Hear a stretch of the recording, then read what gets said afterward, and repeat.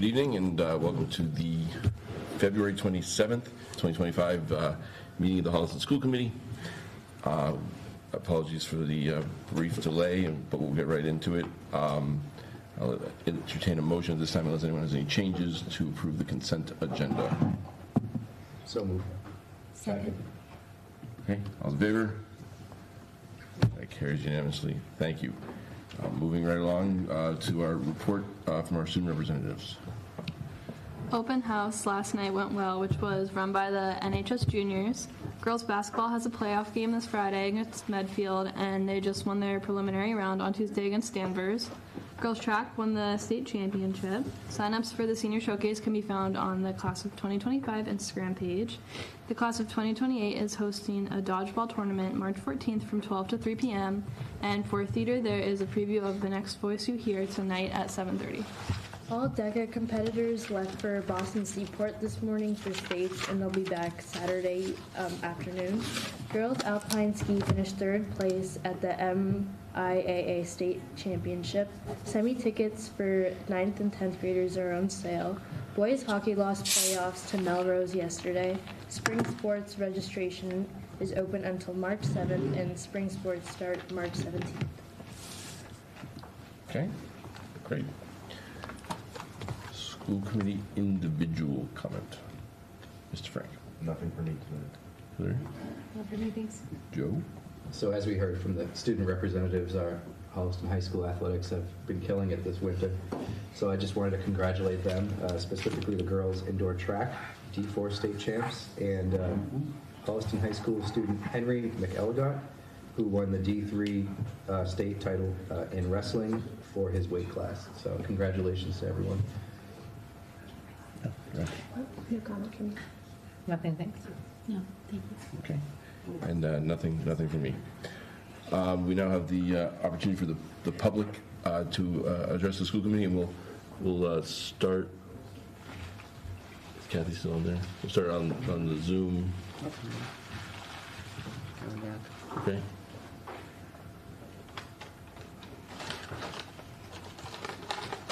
Kathy, are you ready? I wanted to go to you to make sure you could, if you have the time now.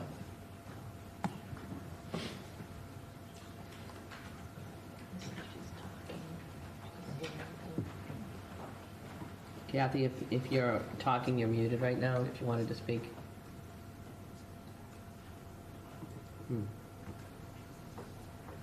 Okay, she did ask to speak.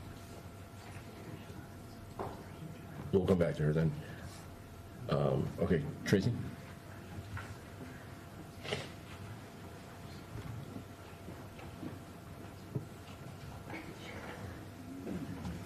Good evening. Tracy Flecker, 96 Rolling Meadow Drive. Mom of 5 students in Holliston Public Schools and a teacher for 20 years. Thank you for letting me speak here again tonight. I know this is now my 3rd time speaking on this topic, but it is one I feel very strongly about, not just for my own children, but for all the students in Holliston. A big issue on a new schedule change for both the teachers and students at the high school levels seems to be a fear of change. From the student perspectives, we have heard that it is too much to handle 8 classes while considering all of their other commitments. If we can count on one hand, though, the number of districts in Massachusetts who still have this block schedule, and the other 345 plus districts are taking 6 to 8 classes in a more traditional schedule, what are we doing wrong in Holliston that our students can't handle it? If our students are to compete for further education and career opportunities with other students who can handle the academic rigor of 8 classes at a time, we are doing them a huge long-term disservice if we are not preparing them to compete in the real world. Our students are capable of taking 8 classes. It is our job to encourage them and foster that academic drive even when they question their own abilities. Our students will adapt, and this fear that they can't handle these changes will soon go away once it becomes their new normal. From a teacher's perspective, change is hard. Changes are often thrown at educators from the top down with little consideration for how it will actually look and feel within a classroom. For some of the teachers at Holliston High School, this is the only schedule and way of doing things they have ever known, and their job will look different. And yet, our job as educators mandates that we serve what is in the best interest of our students and not ourselves. So although the argument for creative solutions keeps being thrown around, we have more than 300 districts in the state alone to look at for what does work. This is a situation where Holliston teachers and students need to adjust. But we can look toward those that have already done it. We don't need to recreate new solutions that preserve this block schedule. We can look to districts that have already demonstrated success with a schedule with more classes that continue for a full year. I hope that leaders in position to make change start giving all members of the Holliston High School community, staff and administration alike, the same grace and kindness that they teach and practice towards their students during this entire process. Many teachers at the high school recognize that the schedule is not serving all of our students, particularly those with high needs. The current schedule is not equitable, and it is in violation of the ADA and IDA promise to equal access for all students. If I'm being honest, I don't love the AB schedule. I think there are better options. I really wish the HFT, particularly their leadership, had acted with the best interests of our students during their ratification vote a few weeks back and looked with integrity at the schedule that was presented by the subcommittee at that time. But they didn't for a variety of reasons, and here we are. And yet, a change still needs to happen now. The $50,000 plus cost of supplies and associated materials has been thrown out as a sticking point with the cost of a new schedule, but perhaps the cost of the district being called to task for discrimination should really be where the concern lies. Change needs to happen to make sure that Holliston Public Schools are not in violation of the right to equal access that all of our students deserve. Regardless of anyone's like or dislike of a schedule change, or even of this particular AB schedule, the current schedule is in violation of the equal access promised under federal law.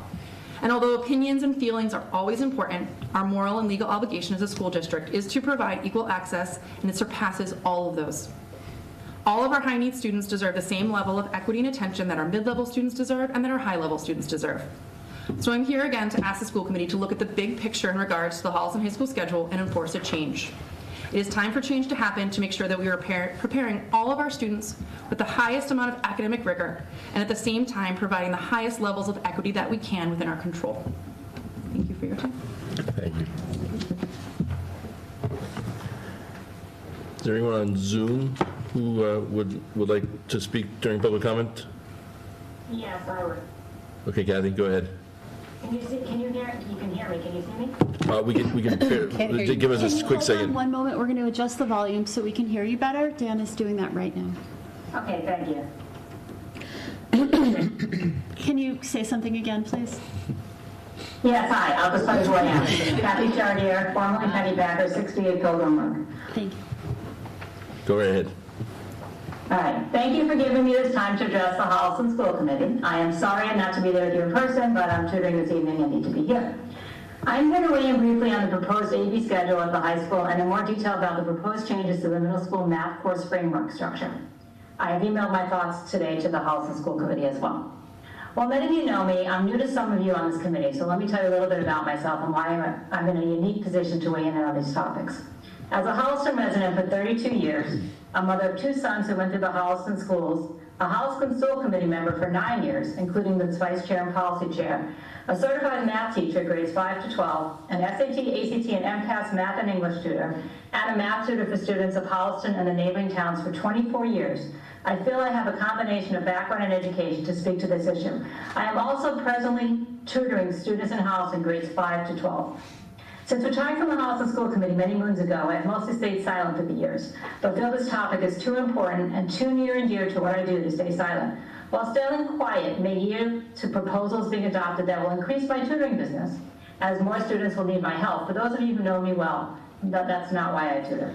I tutor to help students succeed, and if there's a less of a need for my services, that's a good thing in my book and not a bad thing. I am in full support for the first item of moving the high school away from block scheduling and to the proposed AP schedule. The block schedule setup is not conducive to students succeeding in math for 2 reasons. First of all, students in the block schedule module can take, for example, part 1 of a math class in the first block of their freshman year and not take the second half of the same math class until the second block of their sophomore year. I've worked over the years with such students and I'm presently working with one now. This means they would not have been taking math for a year between courses. I have found that these students have forgotten a good deal of what they have learned a year ago, and it's too long a gap. This also could have the same issue when taking the MCAS, SAT, ACT, or other standardized tests, as not having had math for a significant time before these tests, resulting in them not scoring what they should be scoring on the tests. Secondly, math is a subject that needs to be practiced and digested to gain understanding of concepts. The accelerated pace of getting in sometimes a year's worth of material into a semester, like let's say with an honors class at the high school, does not lend itself to understanding. Topics are not delved into deep enough, and there's not enough homework to practice material to gain a real understanding. I have found some topics are not taught, or some of the material is gone through very quickly. For example, algebraic factoring is a math building block that is used in most math courses in the high school. I have several students who are in geometry right now and have no understanding of how to factor. I see gaps in these skills all the time. By going to the proposed AB schedule, students will have math class all year, which will allow them to practice topics more and gain a better and consistent understanding of math concepts, and will also better prepare them for standardized testing like the SAT, ACT, and MCAS. Changing gears to the second issue, I am not in support of the middle school math framework as proposed by the administration at the last school committee meeting for a number of reasons. I'm in full support of what many of the math teachers have voiced as concerns, and I believe that the school committee should implement the DESI model, offering a full algebra course in middle school with the model of implementing some 7th grade math standards into 6th grade, and moving thus some 6th grade math standards into 5th grade, bringing back 2 math levels in the 7th grade, one of which does the rest of the 7th grade math and then all of the 8th grade math, and offering 3 math levels in 8th grade, including a full Algebra 1 course. That is what my children actually had when they were in the Holliston schools. I have several reasons for not being in favor of the current math framework, which does not include leveling in 7th grade. The reason is not leveling 7th grade math, and perhaps wanting to get rid of all math leveling, was due to an audit that came out showing inequities in the current math course framework with special needs students, ESL students, and students of diverse racial and economic backgrounds. While I am of course a believer that all students deserve to succeed in math and work to their highest potential, when these audits come out, we look to balance the inequities and rectify the situation by causing more inequities and sacrificing the high-end learners. I have been an advocate against this for many years and very vocal about it during my time on the school committee. As educators, we need to, of course, work toward not having these inequities with students that face challenges, but in doing so, not throw the baby out with the proverbial bathwater. Math leveling in middle school is needed to ensure all students are given the opportunity to work to their highest potential, and we should not throw it away to rectify the results of the audit. We as educators need to think outside of the box and find other ways to fix these inequities the audit raises without causing other inequities. We have many talented teachers and administrators in this district, and there must be a way to do this. Leveling a middle school of math is the only way to meet the needs of all learners. It was successful for many years and allowed for complete Algebra 1 course and a course for students who need more time on instruction. It is also fair to our teachers. Our teachers work hard, and with all the new things being thrown at them, it's hard to meet a huge gap of levels in the classroom with gathering a good understanding of math class as one person. Additionally, I often tutor students who have serious confidence issues and doubt themselves because they are pushed too fast in math, or seeing other students on the higher level get the material and wonder why they don't. In bringing back the 2 levels of math in 7th grade and the 3 levels in 8th grade, we must do so carefully and consider all issues. First, one can't just add standards in a year maths course. From what I see from tutoring, the number of standards in the current year is already too high and cannot be delved into fully as there needs to be student understanding. To move standards into a math course, other standards need to move down a grade level, past middle school and down to the elementary school. As far as just giving those students who in this 1-year transition period interventions to learn all of Math 8, this is not a recipe for success and will not be enough. The students will have big gaps in their understanding and will not have learned the material well enough. It is also not fair for the high school math teachers who will be facing this issue. There needs to be a course, perhaps online in the summer, for these students to take all of Math 8 or the parts they need. We require some work for AP students, and in some other classes we could do this here as well. It's a one-time fix. While I do think the administration had a year to figure this out, it is clear their solution, in my opinion, raises deep concerns. I think a full year of Algebra 1 needs to be offered in grade 8 and 2 levels of math in 7 with 3 levels in grade 8. I think a group of math teachers encompassing grade 5, middle school, and high school should be formed, including administrators and other community members with skills in this area. The group's goal should be to, given the DESI model of leveling should occur, how all the concerns I raised, and as well as those others have raised, can be addressed, and not how to get rid of leveling. Thank you for your time. Thank you very much, Kathy. Anyone else on Zoom for public comment? Okay. And as promised. Is this the 4 in a row, I think? I just meant last. I just meant you didn't want to go first, so I, No, I was saying. I don't track. Good evening, Ann Canoni, 1135 Highland Street. Many of you know me, I've spoken to you. Clearly, this is a subject that I'm very passionate about myself. I couldn't have said it any better than Penny. I've worked with Penny, I've known Penny for many years, and I think she hit a lot of the points that I wanted to say. And I really think that we have to really have a group of people that understand the standards in mathematics to get together and help provide how we move forward. I'm a believer of the fact that we go back to where we were, I think it was 2018, 2019, offering 2 levels in 7th. DESE clearly states this for us. I've shared it with people, and I've come to the last 4 meetings, and this is my 3rd, 4th meeting, and I sit here and I listen to the conversations that just seem to be going round and round and round because there aren't, and this is not meant to be offensive to anybody, but there's not really anybody at the table that knows the historical knowledge of what's been happening at Holliston, where we're headed, and knows the math standards. And I think that that's really important. And to not have that is not fair to anybody, especially our students. And going into that, I was really surprised to hear at the last meeting that administration wanted to remove the geometry standards from 8th grade and take them out to put them into the algebra standards.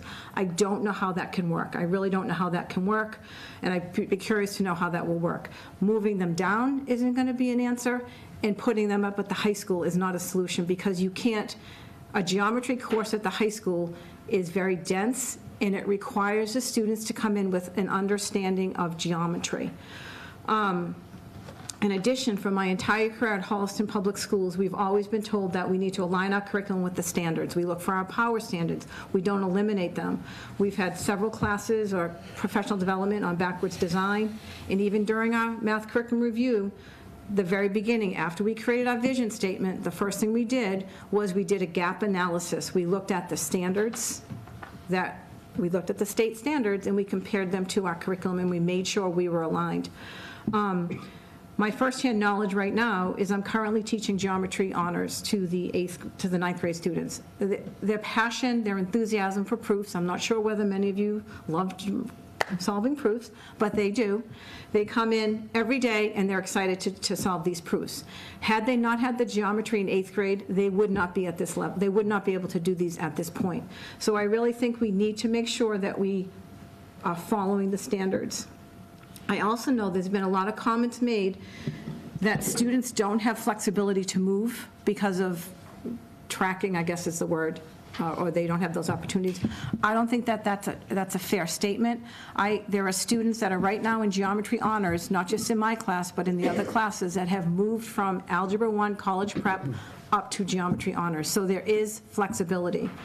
I also think that we have to keep in mind that mathematics is sequential, and I think Penny said this, she said it better than I said it probably, that if students have gaps, you just can't expect the math teachers during that time period to fill those gaps in.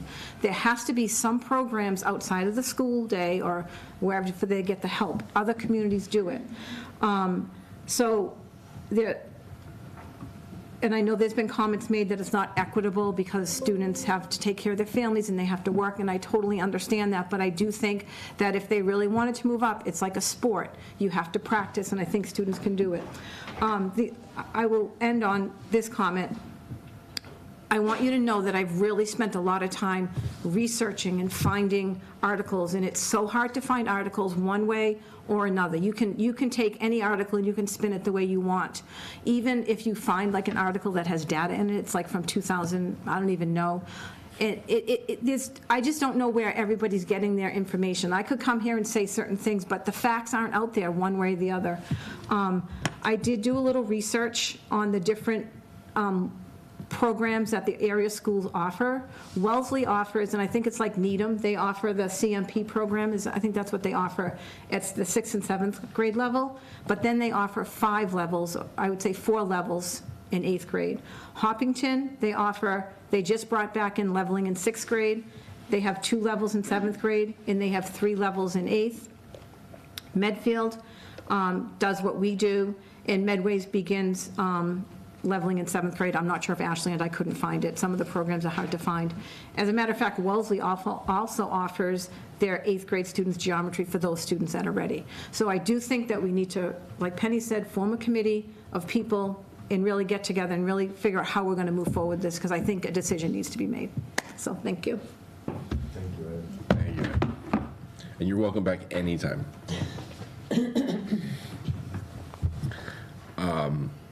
Okay, anyone else? I think we've gotten to everyone. All right, so we'll move on to our presentations, and we do have 3 presentations tonight, and that's before we even get into the other stuff.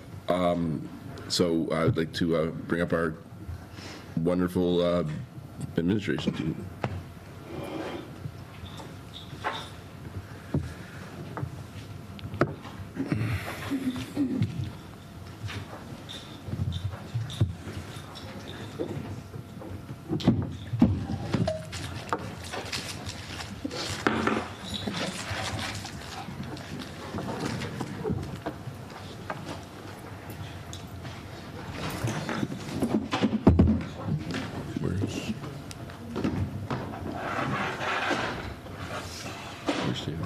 I'm not sure.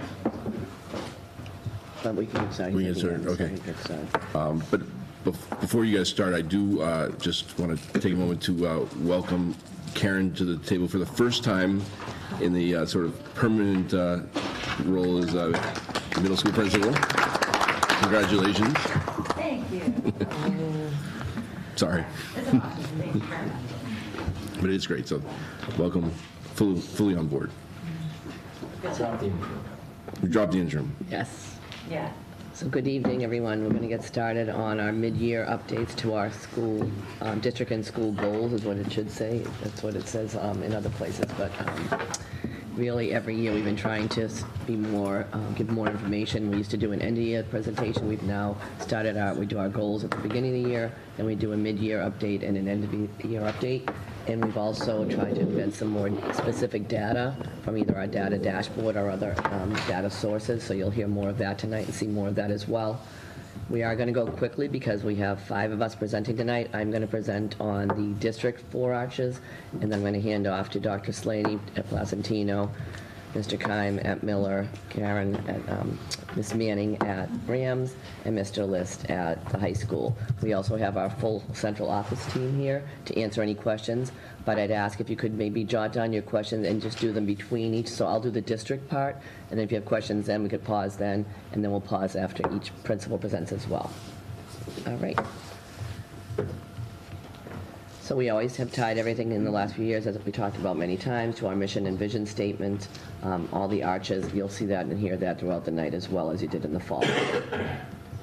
Everything is linked in there for documents, so there are links in here that this will end up going, Dan, on the website probably tomorrow at some point, and all of those links should be able to be available to people as well. So we don't have everything. You have the other document that is attached here in each of our presentations.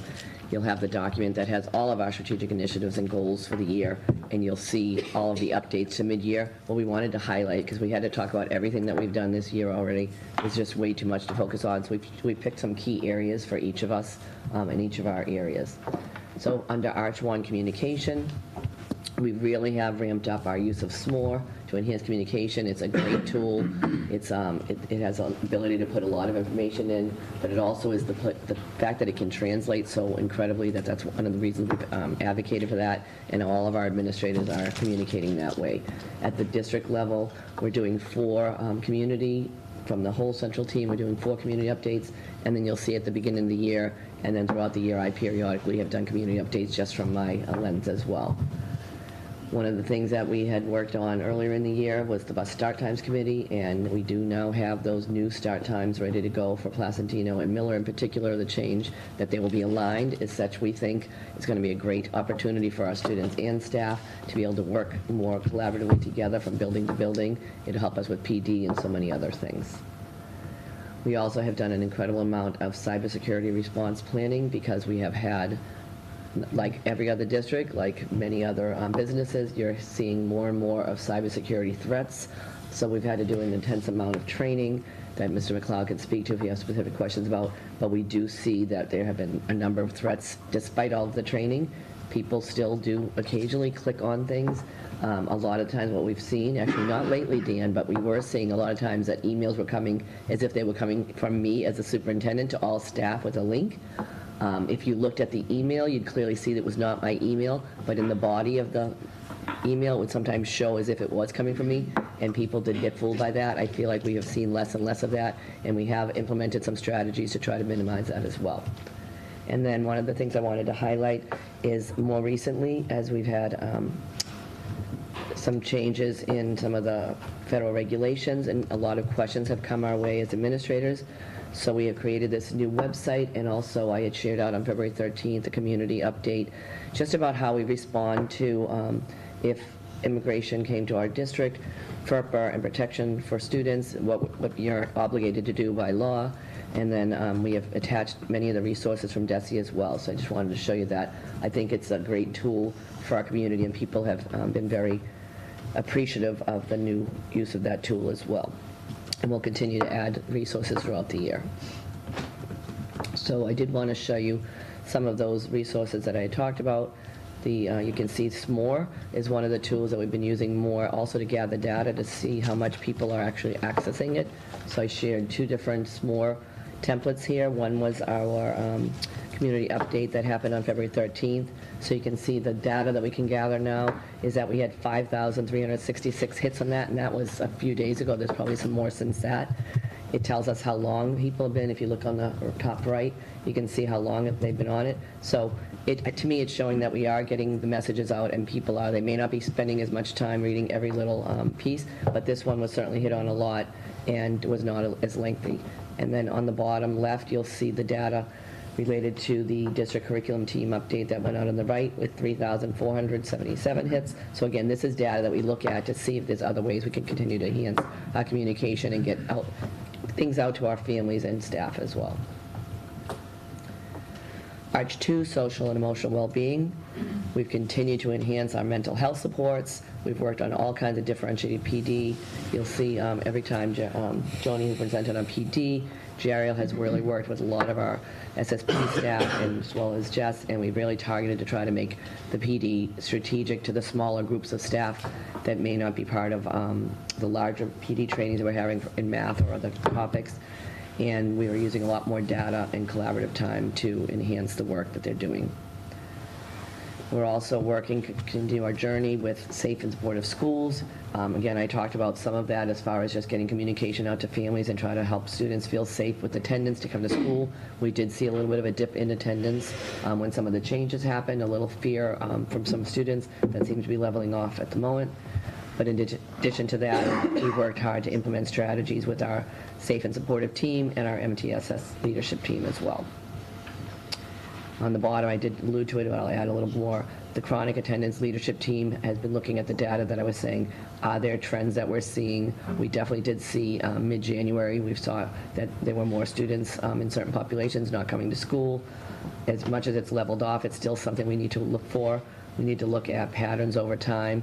I think overall, we did talk at the beginning of the year that our attendance was starting to improve compared to last year because we've had a concerted effort to do so and try to support families and reach out to them as needed. So this is one of the tools we use here to look at our data. We talked about Open Architect many other times. This is our student attendance report. So it's telling you the attendance rate year to date, chronic absence rate, total number of tardies year to date. But this is just general information. We're able to dig down by student, by demographics, and so much other places. So I know at the school level, our administrators are looking at this, but Jeriel is also monitoring this at the district level to see if there are trends that we can work over time. And then if you look at some of the, Jared, do you want to jump in and just talk about some of the graphics you put in? Because I feel like you could speak to that better than I will. So the quick of it is just on the chronic attendance rate. As Dr. Custer was sharing, we definitely saw some dips in attendance, especially in our EL community after, we just had some federal changes. But as you can see, right before vacation, that snapshot, we took a snapshot of our attendance rate, and we're at the same exact rate we were last year. So we kind of have leveled back off, as in other communities, they're seeing some decreases. But we're maintaining that, we're maintaining a pulse on that. On the right, you'll see we're doing professional development with our paraprofessionals. We've met with paraprofessionals. That's been spearheaded by Brenda Morrow. Without her, I would not be able to do that, so thank you to her. She's been doing a professional development with our paras, offering ruler professional development, which is our SEL Tier 1 approach with our paras. We also partnered with the Middlesex DA's office to do professional development with our counselors around how to support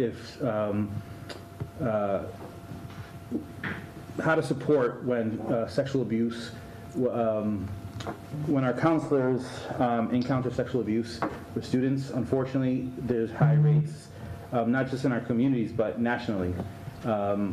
And unfortunately, it's going to enter our buildings in a sense of, and our counselors are the first ones off in our front lines to be the ones to kind of take the first notice and to kind of interact with our DA's offices. So we wanted to make sure that they felt comfortable in figuring out what are the first steps they need to do. So we partnered with the police department and DA's office to figure out how they liaison with the CACs of our local communities.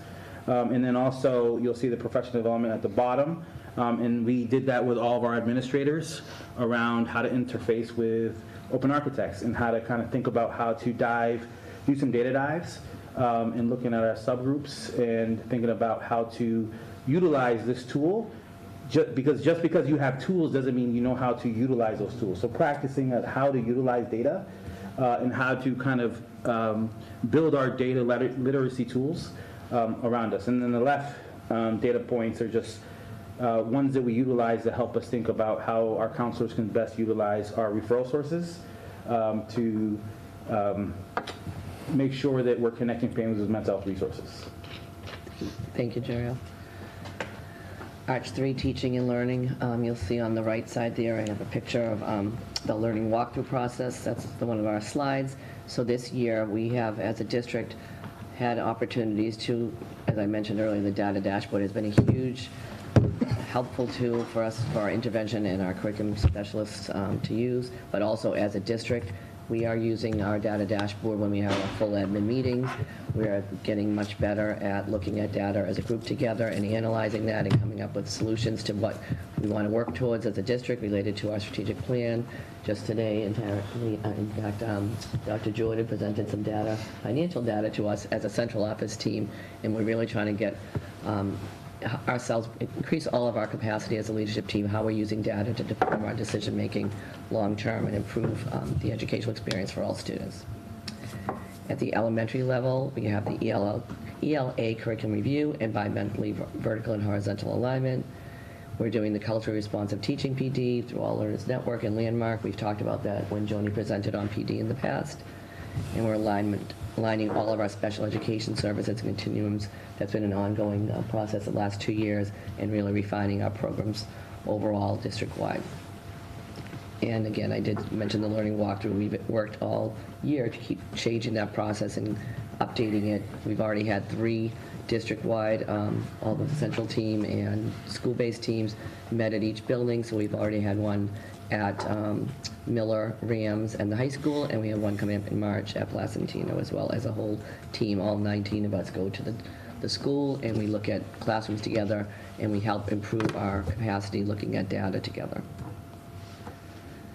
So this is just one template. I just wanted to share some of the, we whited out names here. But if you look at this, this is really just what we can get from the student companion.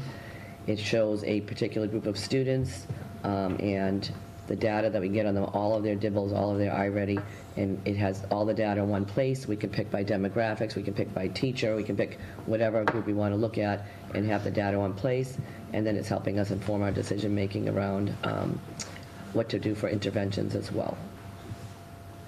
So when we look at that data, then the interventionists, which is also our half curriculum specialist / interventionists, they work with our building-based tutors, and they form groups here. So you can see this if you look on the right. There were 4 students assigned to this particular group, and it shows the time when they started the intervention. There's a lot more information that the teacher has to be able to access and put in, but they're literally using this program to document the interventions in real time, and then planning how to look at the data to refine their interventions every 8 or 10 weeks, or sometimes even sooner. Under Arch 4 Talent and Resources, you can see on the left, this was one of our retirees from, just retired on February 14th, right, Mr. List? And Mr. List and I greeted Chris and her team. We're celebrating the last day of it, 20-plus years here in the district. So one of the things we are trying to do is, as much as possible, we do, if we have mid-year retirements, what we usually do is I meet up with the principal or other administrator, and I bring a small token gift. It's a Holliston blanket with our logo on it, and people have really liked that. It's just something to thank them for their time here. If it's at the end of the year, we actually do a nice little breakfast and also bring the blankets for our staff as well. And then Jess Beatty has already implemented the Starfish Award, and she's done a nice job with that. And when she communicates out every, I don't know how often you do it, every other month? Once a month. In her newsletter, she'll communicate out who are the Starfish recipients. It's been very well received and appreciated, and I think it's something that Mr. McLeod's looking to do with some of his team as well, if I heard correctly. The other area is Asset Essentials. We were very appreciative once we found out last year, and I think, Dan, you were the one who were able to dig into this, that Asset Essentials was now available to us at the school levels. We had not heard of it before. So once we found that that was an option, that we could actually have our staff using Asset Essentials to look at putting in any concerns they had at the building level, anything that needed to be fixed or addressed for safety, whatever it was. So once we were able to implement that with the help of James Keast, we are now actively using that. We're able to look again in real time what tickets have been outstanding too long, how are they being dealt with, and now with the new facilities director as well, who's very tech savvy. This is something, the tool that's really helpful, and staff have also been appreciative that they can get their needs met. We used to have a more paper-driven process that could be challenging, and this has really helped us a lot. The staff portal on the website is also being continually expanded via staff feedback. We keep trying to make it more, all the resources that they need in one place, and that's something we continue to update on the website regularly. We're in the middle of applying now. Actually, I have, I think I left it in the car, Dan, I'll have to get it to you, but I have the paperwork for us to apply for the MSBA SOI for the Adams roof placement, and we're looking at the Placentino and Miller. The high school project will come later. We will do an SOI for that in the near future as well. And then ongoing, I'm scheduling as much as possible to meet with individuals, grade, team, department leader meetings. And in the month of March and going into May, I'll be principal for the day at each of our 4 buildings. So I'm looking forward to spending the day there and living the lives that our principals live as well. So I will pause there. Oh, actually, I'm sorry. I have a couple of graphics here as well. Make sure you make it a hard day. It's always a hard day. It's always Lunch duties. Just quickly on the tracking, for IEPs, is that any student on an IEP, or is it just ones that are considered sort of more pull-out based than Gen? Which one? At the bottom where it sort of says that if a student's been tracking absences. So it would be any student on an IEP? Any student on an IEP. Yeah. Yeah, we won't, it doesn't disagree the type of IEP, it just would have. Because there's obviously and they could be broad multiple. spectrum. It could be someone that's ELL and IEP, or low income and IEP. It will give you the different demographics as well. You can look in different areas. The last graphic there I have is, that's our Asset Essentials. You can see on the left, bottom left, in Google, teachers and staff can all click on that Asset Essentials, and on the right is just an example of what the dashboard looks like, and you can see how the requests come in, and then the principals get them, and they're able to label them, whether they're medium, high, or I believe you're able to label them before they go out to the staff to complete their work orders. So that's been helpful. Questions on Arch 1 through 4 from the district lens?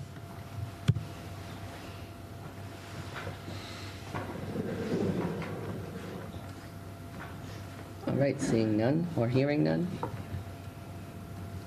This is just the links that are, this is from the fall, some of the links that we had in there when we were presenting our goals, so I left those in there for people to see as well. Placentino. Hi, everyone. So this evening, the principals are going to really focus in on really the arches around teaching and learning. We feel that that's the communication we really want to communicate to you. Not that it takes away from any of the other work we're doing, but just for the sense of time, we're just going to hone in on that. So you have everything in the packet. Do you mind going to the next slide? And these are just some key pieces that we're going to do, but I'm going to spend the bulk of our time talking about teaching and learning. Can you go to the next slide, please? So when we think about teaching and learning, we really need to talk about our students present so that they can learn. At Placentino, unfortunately, our building is among the highest of chronic absenteeism in the district. And I think there's a lot of reasons for that. If you look at the chronic absentee rate, our highest rates are among our youngest students. I think, especially in preschool where it is a tuition-based program as well, I think there's a lot of choice of whether they're going to send their child or not. But that is part of our entire chronic absentee data and reported to the state as well when you look at Placentino, as well as kindergarten has a higher percentage than first and second grade. You can see that our attendance over year has increased slightly around chronic absenteeism by 2.5%. We have decreased by a little bit in tardies, and that change really came in when we instituted a technology change where we are now doing daily tardy phone calls, emails, and kind of making a nuisance of ourselves a little bit. But you might say, well, why would you do that? Because they're driving their kids. They know they're being tardy. They're not always knowing that they're tardy, especially our tardies are coming in within the first 10 minutes of the school, which for all students, but especially for our youngest students, that's when they're starting their day and that they're getting ready for their day, and that does have a big impact on them. So along the left, you can see the things that we're doing to really work on this. We've increased our family communication. The entire district, we send out monthly attendance data to them. We're doing weekly monitoring and with our counselors, and we reach out to families to see how can we help. It's a supportive reach out. And we had our teachers talking to parents during parent-teacher conferences to try to help them make that connection between academics and absenteeism. If you go to the next slide, some of our most concerning absenteeism is among a couple of our subgroups. So when you look at our students who are identified as special ed versus non-special ed, they have a higher rate of chronic absenteeism. And especially when you look at our students who have English language learner status, it's significantly higher compared to students who aren't. So this is an area that we need to continue to work on. Next slide. First, I'm going to talk a little bit about what we're doing and how we're doing in literacy. Just to remind you, we've really been working towards changing our instructional approach to kind of follow that science of reading. Next slide, please. This is our iReady middle of the year. What I'm most proud of, I know this isn't the best graph, but if you can just take a look at it this way. To the right, those red dots, those are significantly below grade level. Yellow is kids who are approaching that grade level, so they might be, if you're in first grade, they might be at the end of kindergarten, and then green, and that green striped is either on or above grade level. What we look for in trends and what we're happening here is we see a decrease on the right side and an increase on the left side. So we're seeing a decrease in the students who are significantly below grade level and an increase of our students who are at or above, and that's where we're going. So we're moving in the right direction. Next slide, please. Here what we did is we dug into our subgroup data with our DIBELS, and we chose a predominant measure for each grade level. So for kindergarten, we chose phonemic awareness. For first grade, we chose a phonics measure, and for second grade, we chose fluency. When you think about the development of reading, those are the key indicators of where you want for each grade level that would have the most predictor of student success. As you can see, that blue trend line is the middle of the year, or the beginning of the year benchmark, and the yellow is the middle of the year benchmark. We're making significant progress in these subgroups. We're really proud of this data. Something that I think is important to also think about is we went in and we looked at the absenteeism of our students who are getting reading intervention, and that also was significantly higher than other students. So it's work to be done, how we can reach out to families to support students coming to school. We have a lot of interventions in place, but if they're not in school, they're not able to get that. Next slide. As I talked about at the beginning of the year, we're really focusing on building number sense. That is that foundational piece at the elementary level that we need to build, that all other math is based off of. We have a goal that all students will make progress, and 80% of our students will meet or exceed by the end of the year. Next slide, please. Again, this data is showing that we are decreasing on the side of students, our percentage of students who are significantly below grade level, and we're increasing our students who are at or above grade level. So we're moving in the right direction. This is for all math, not just number sense. It's all modalities. The next slide, please. This is our iReady data for number sense in particular. So what you want to see is, you can see that this is by grade level. The first bar in each of the boxes is at the beginning of the year for each grade level, and the second is for the middle of the year. What we're hoping for is a decrease in the yellow and the orange and an increase in the blue and the green, and we're trending in the right direction. So how are we doing this? We have increased our professional development. For math, we're using professional development through ALN. We're using Eureka. We've really trained our teachers in iReady. Our students are getting on more and more consistently. Kristen Marino is our STEM coach and interventionist. She's been incredible. She's working with our teachers during curriculum meetings before and after school. And we've increased the number of students we're identifying who are now in interventions. For literacy, we've really changed our model for progress monitoring. So any student who's not on grade level, they're being monitored every month. For students who are at risk, it's biweekly, and for students who are at significant risk, it's weekly. So what that's done is help us really monitor students' progress more in real time. We've done more special ed evaluations at this point in the year compared to the entire year last year. So what that means is we're catching it earlier so that we can intervene and we can provide strategic intervention at that tier 3 level. We're also working with our grade leaders to do data dives with this information so we can look at trends for our tier 1 instruction and have them be instructional leaders in that way. We also have a team that I'm on, and Jess Beatty's on too, that we're part of the Dyslexia Institute, and we're really growing our knowledge in that area as well. That's it for me. Questions about placentinos? Can I ask a question about that last point where you said you've done more interventions, or was it evaluations? We're doing both, actually. You're doing both, exactly. We're doing and what would you say is accounting for that? So your ability to do that, if you were doing more that you've gotten mid-year than you did all of last year, what's accounting for that? So we are, because of our new way that we're monitoring data, and because of the screenings that we're doing 3 times a year, part of the dyslexia law that we're doing that, we're catching, we're looking and intervening sooner, to be honest with you. And are those intervention models like what's the cycle for those intervention models? It's usually 6 weeks. That's what I was asking. Okay. Thank you. And sooner, if we see that kids aren't making progress, we'll change what their intervention look like. That's great. Thank you. I'm really encouraged by the DIBELS data. That number of students that have moved from below benchmark to benchmark already this year is really exciting. I'm wondering, so in addition to using the data to monitor students who might be at risk for reading difficulty, what are the ways that teachers are using the iReady and the DIBELS data to plan instruction? Well, we have a professional development coming up that we are really going to dive into this.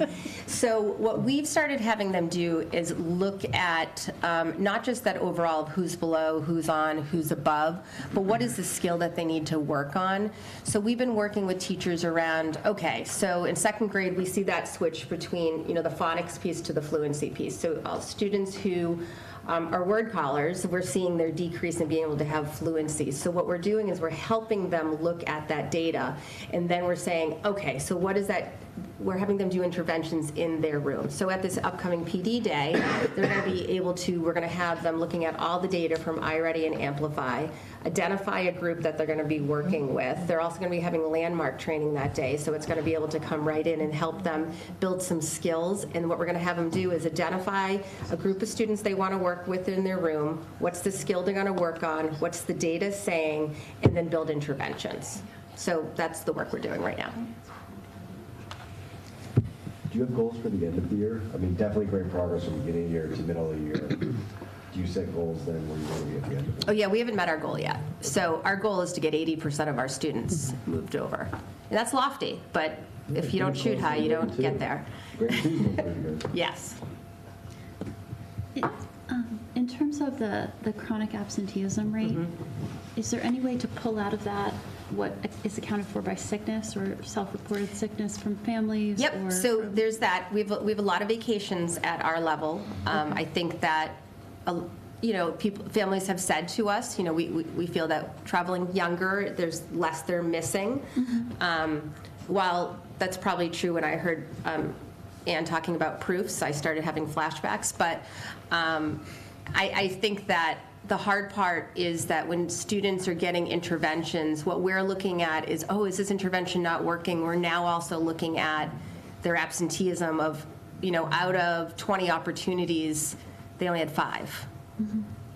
So, we know that all students are going to be ill, the flu and that piece, but we're looking at kids who are at 18 absences, 20 absences. Like, that's more than illness. Or is there something chronically happening that we can then support students with? I guess the vacations, like 4 or 5 days, I could kind of get for a week, but yeah. There's probably. One of the things is, just as, and this is something that maybe we can always come back and talk, inform at a later date too, or some of the conversations we have in our chronic absenteeism task force conversations. But these are things we wrestle with in that room. It's super challenging because in some ways, it's a tension, right? Legally, we can't tell you, no, you can't take your kid, right? But at the same time, we're trying to shift the conversation from saying, no, you can't take your kid, but we're trying to have conversations around trying to engage families to explain to them the impact it has long-term on the learning trajectory of your child. And part of one of the conversations we've been having in that room is that what COVID did is that over time, I think COVID shifted and people don't understand the impact attendance has long-term. Because short-term, kids were out, and I think people minimize the impact attendance has. But impact has an attendance because over time, it impacts your growth. So what we see is there is a lot of kids just like take vacations, in the middle of the school year, right? And we do see that. Also, we've had an influx over the last 3 years of, we have a lot of kids in and out with sicknesses, flus, streps. That's also too, right? So we also have when we're sitting in the rooms, we have in and outs of sicknesses, in and outs of strep throats. We also have this other piece of doctor's offices who also say, don't bother coming in, stay home. Yeah. So we also manage that too. So it's really complex because we also have, so there's that, there's vacations, there's this. So we're also trying to figure out what's the right shift of messaging, because we also want people to understand that being in school is important and how to shift that conversation, right? So it's like all of that. Have we used any of the I know individual data we can't share, but the parents' data should help in showing the correlation of absenteeism to decreased test scores. So one of the things that actually we started doing is, and maybe I think the schools might share some of that, or maybe they could at the end. I've seen a lot of the schools have started in their newsletters sharing attendance. Yep. And if they don't have it today, maybe they can share it. But in some of the newsletters they started sharing with parents, they're actually putting attendance data in there. And I've actually read some of them where they're sharing, did you know attendance impacts your kids in this way?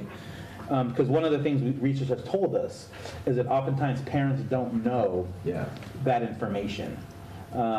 So we're starting to shift that messaging because like positive psychology tells us that if parents knew more about that impact, it might impact their behavior. Yeah. Ours is in there weekly in our newsletter. And go back to your 4 or 5 days out on vacation. Then they come home and they're out 4 or 5 days because they're sick. Then you've compounded that one vacation into almost 2 weeks. Yeah, gotcha. So it's not one simple answer. Moving on to Mr. Conner. Oh. So similar, if you click on that, that is our detailed mid-year update with all the categories filled in. If you jump to the next slide. As Dr. Slaney did, here's a summary of everything in each one of the category. I am also going to be focusing in on teaching and learning.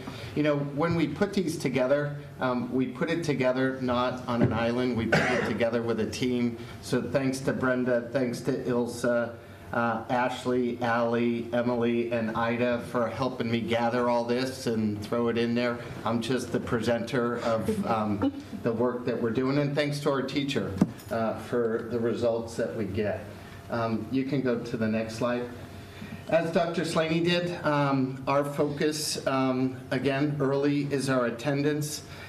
If you look at that 2, that 4, that 8, those are the students already. I have 10 students who are above 18 absences at this time in the year, not even reaching day 180. I have probably 63 that make up that 9.8% at the top there, where our chronic absent rate. So they've got, you know, anywhere between that 10 and 17 mark. Our goal last year, our accountability goal by the state was 8.4 last year, and we did meet that goal last year. And we are, as Dr. Slaney said, we are sending this out once a month to families. We are sending it out on day 45, day 90. Even if they're a week apart, we're sending out the 45 and then the monthly one, if that's where we fall. Next slide, please. I looked at our MLLs. We had a real decline in our achievement last year in our MLLs, and so we really wanted to take a dive there. We are actually, on average, 2.4% better than we were at this point last year. If you look at those ranges, those are averages. They aren't where, you know, day to day. So we are slightly above where we were last year, even though the graph, the non-L graph, looks a little bit different. It's the average of the students that were there. So we are doing better, and it comes from, as Dr. Slaney said, we have our weekly meetings. We talk about those kids who have the high tardy, the high absenteeism. We have guidance talking to the nurse. Has that kid been out because they're sick? Have we done phone calls? Do we need to do phone calls home to find out why a child is not coming into school? Next slide, please. So we looked at this 2 different ways. We looked at it as achievement, but in the next slide you'll see growth, and I'm going to talk a little bit about both. We have achieved from the beginning of the year until now, and so we've jumped 26 points. You can do the math, but 20... I got my math up, yes. 26 in 5th grade, 25 in 4th, and 22% going into the meeting and above exceeding. And so, you know, that's great, but we also want to focus on who are those struggling learners and what are we doing there. We have a full-time 30-hour math tutor students who are struggling in math, not kids who are receiving IEP services. These are kids who aren't receiving the IEP services. go down and they get it like 3 times a week in areas that we have found that they are struggling in. Math is a little bit tougher when you look at the different remediations that they have out there. And so it's really skills-based and things like that. There isn't like a phonics or a word study or a fluency, but it is practice. And so if you go to the next slide, we look at growth. This is tougher to understand. It took me a little while to understand it. So if we look at this as a school, it shows 50%. 50% is our median. So we have 50% of our students who are above the hold on, I gotta read it. 50% of the students are making progress towards their typical growth. And so, but we also have 50% of our students who aren't at that 50% mark. Remember, we are halfway through the year, so these students should not be at their full growth yet, because that'll happen at the end of the year. However, we do have, if you look down below, 4th grade, we've got a dip. And so we've got 26% of our kids, so 26, that is our median. So 50% of our kids are above 26, but 50% are below that 26%. Remember, when you're implementing a new math program, there is an implementation dip. And so we may see dips in growth, we may see dips in achievement as we go through, but this is an area that we are going to dive into. The next column is how many kids have met their growth. So, and remember, they aren't supposed to meet it until the end of the year. That's the 19%, 14%, and 32%. The next is the stretch growth. And so they set a stretch growth for kiddos who aren't meeting the benchmark. And so they want to plan out how a child is going to make up how far they're behind. So their stretch growth is usually going to be larger than a student who may be, in the middle trying to reach the meeting. And they also have stretch growths for those who are already meeting and making more advanced. And so nationally, only 25 to 35% of students make that stretch growth over the course of a year. So if we don't see the kids meeting that, that's okay. But over the course of a couple years, we do want to see them catching up there. Next slide. So here's our iReady in reading, 15% in 5th grade improvement, 11% in 4th grade, and 18% in grade 3. Again, here is our, next one. Our growth here, higher than the math. So 86%, that means that is our median, and 50% of our kids are above 86%, and 50% of our kids are below that at the halfway point in the year. You can see 5th grade's rocking it with their 113. But I did want to bring in, we really want to take a look at our kids who are struggling. So I wanted to give you a little, how are our kids that are in 3rd grade? So I don't have it up on the screen, but in 3rd grade, we've got 38 kids. And so if we look at the growth rate for our kids in intervention only in 3rd grade, they are at 135% growth rate. And so they are making some huge gains. We have 22 of those kids have met the goal. And so we really are looking at those interventions and how we're servicing those kids. our real focus needs to get into, what are we doing with the Tier 1 instruction? And I think that goes into, and I'll talk to it in a minute, our curriculum review that we're doing pre-K to 5. Next slide, please. This is just one of the measures we do is we do DIBELS. This is ORF, it's oral reading fluency, and so a child reads a passage over a period of a certain time. The teacher or the literacy specialist is seeing how many errors they make and how many words they get in a specific amount of time. You can see this is just an average class. In grade 3, you can see the improvement. That gray bar is where they should meet by the end of the year.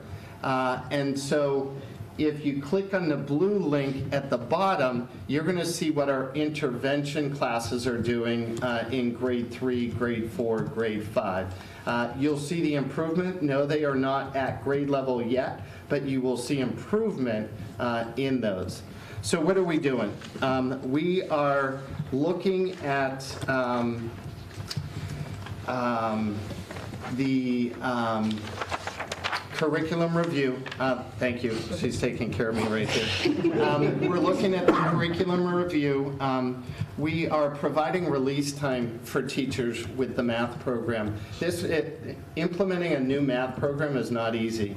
This year, we actually have some substitutes in the building. We can actually release like 3 teachers at a time to be able to look at in advance what the teachers are doing so that they can bring it back to their colleagues.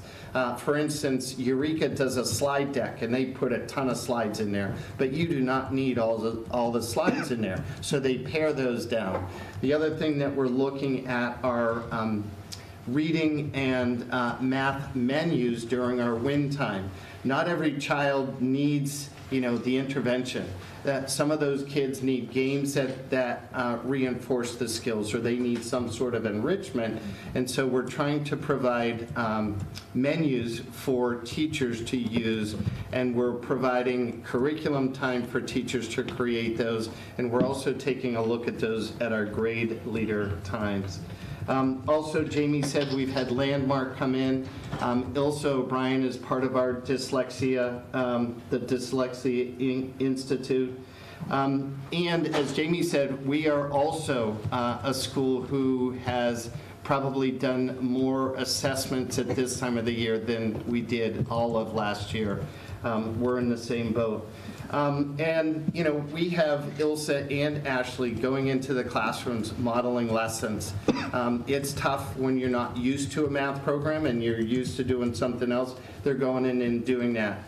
Ilsa's going in and helping at grade teams, the writing scope and sequence and looking at the writing rubric, because it's not all about the reading. It also has to do with the writing and how kids are responding to text.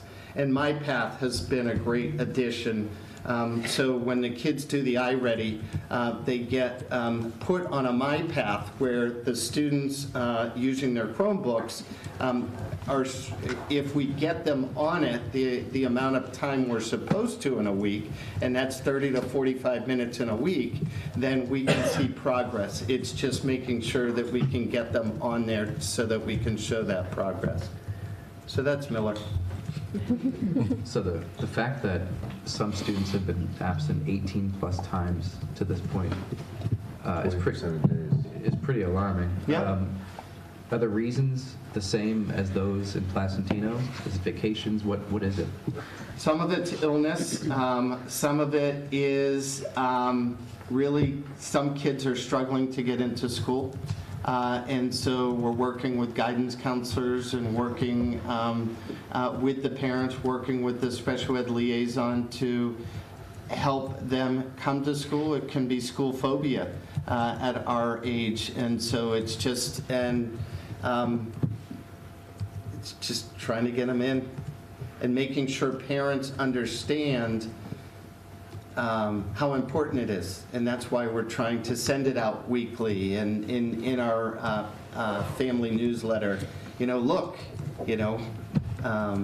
This is how many are out. That's why we're sending the letters. And I think it's starting to click in because I do see some starting to come that, or we saw a dip and now we see the students back in school. But if the parents don't realize it, then they're not on top of it. But they're being cooperative. Yeah. Okay. Yeah. We're doing it district-wide, so it's not like one school is doing it and another one's not. So if they have kids in multiple buildings, they're getting the same letter. One might be really good, one might be bad, and you can compare. I get weekly progress notes on my kids. And you can opt in for it, so I opted in. Anything else for Miller? Yeah. So looking at the iReady data, there's also a lot to celebrate here with the growth too, especially those kids that have already met their typical growth halfway through the year, which is really exciting. But looking at, the math growth, for example, it looks like there's 29% of kids that have no growth or very low growth at this point of the year. So thinking about all those things that you're implementing, kind of unpacking the units with teachers, partnering with the All Learners Network or Landmark on kind of how we support differentiation and supporting all students' needs in Tier 1. How are teachers integrating kind of the iReady data alongside looking at kind of what's the purpose of this upcoming math unit? What are the standards? What is the skills kids need to come away with? Like how is the iReady data and kind of looking at that 29% of students with some learning gaps used alongside kind of all those other. So there's a couple different things there. A, we've got our PD day coming up in 2 weeks, but also what we have realized is in our inclusion model, we've got a special ed teacher, 2 gen ed teachers, and we had a lot of kids who were struggling. Yeah, it's more than special ed. And no, it is. And so what we're trying to do is we're doing a different model in those teams where one teacher might have a larger group, where there might be a special ed teacher and a gen ed teacher with the other group who are focusing in on those small group skills that they need to, using the iReady data, using the topic assessments that they're using. And so that's another area that we're seeing. But we are changing. We've got 2 inclusion teams that have changed their model because they saw that the kids were struggling there. And again, it is more than just our Tier 3 kids. It is kind of the implementation too. It's different. And teachers have a hard time giving up what they're used to in that, and so that's why we're trying to walk alongside them and provide time for them and provide pull-out time that they can work on that. Thank you. Yeah.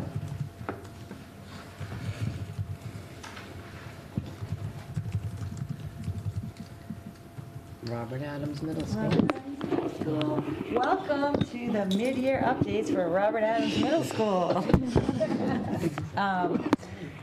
Yeah. Permanent now. Do you take credit for the first half, or do you say that? It's always a team effort. Okay. It's always a team effort. Similar to my colleagues, you can find a super detailed outline if you click on that link into our deep inner thoughts. And then this is a highlight reel of those deep inner thoughts, and I tried to put 3 chunks under each arch so you can see our heavy focus.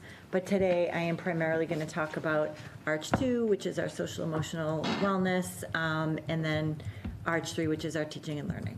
So the first thing I'm going to take a look at, like my colleagues, is our attendance. And what I did here was I did switch, this is in our data dashboard, and I did switch it to only the unexcused absences. So there are some absences that are excused. Those are absences that can only be verified with a doctor's note. So these are the absences that are unexcused. They may be verified, but they're not excused. You can see if you look at the sort of graph on the upper right that we are seeing some similar patterns and trends to last year because it is a comparison graph. We're at a decent rate, 95.5%. Our chronic absenteeism is 9.3%.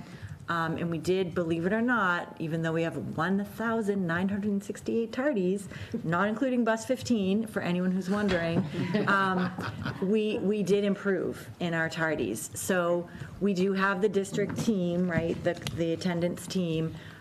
We did decide to send out letters. Parents have access to Power School.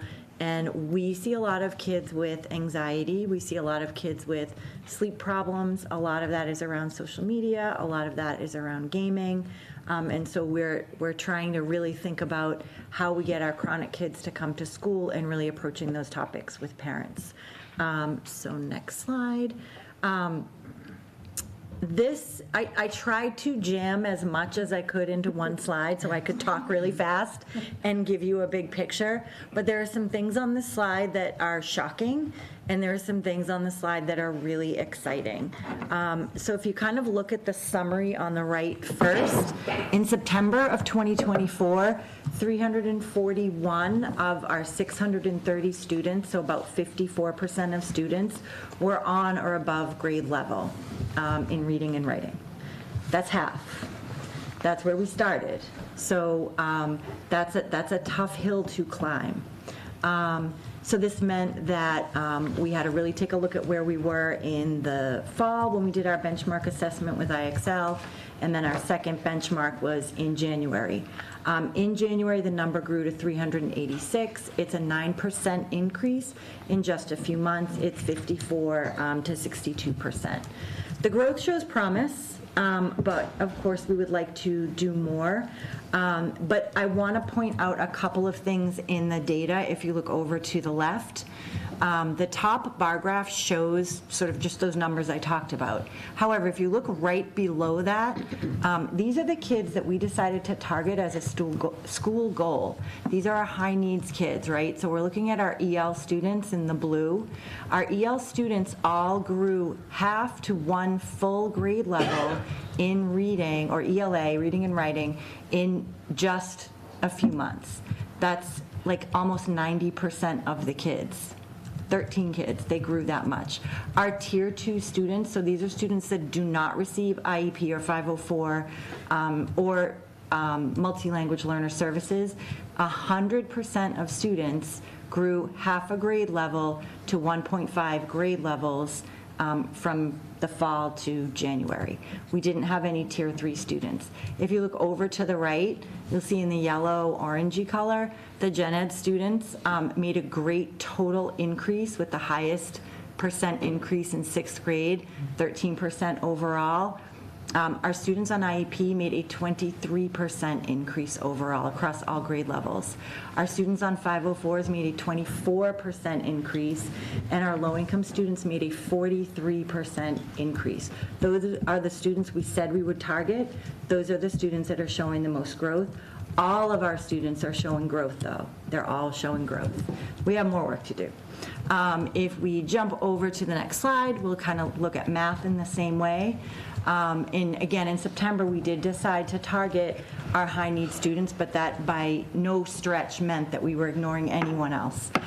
So in September of 2024, 224 of 630 plus students, so about 36% of students at Rams came to us on or above grade level. Only 36% of students, which meant that 64% of students were below grade level. By January of 2025, that number increased to 376. That's a 24% increase in just a few months.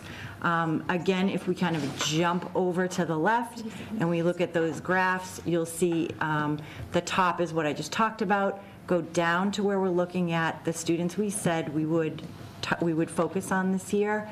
Our EL students made an average of half a grade level to 2 grade levels of growth in just a few months. Our tier 2 students, that's 23 students, 100% of students made 1 to 3 grade levels of progress, and our Tier 3 students made half a grade level to 1 grade level of progress, and that's the great stuff. If you look over on the right, you'll see in the yellow, 67, almost 68% of gen ed students made an increase in their progress.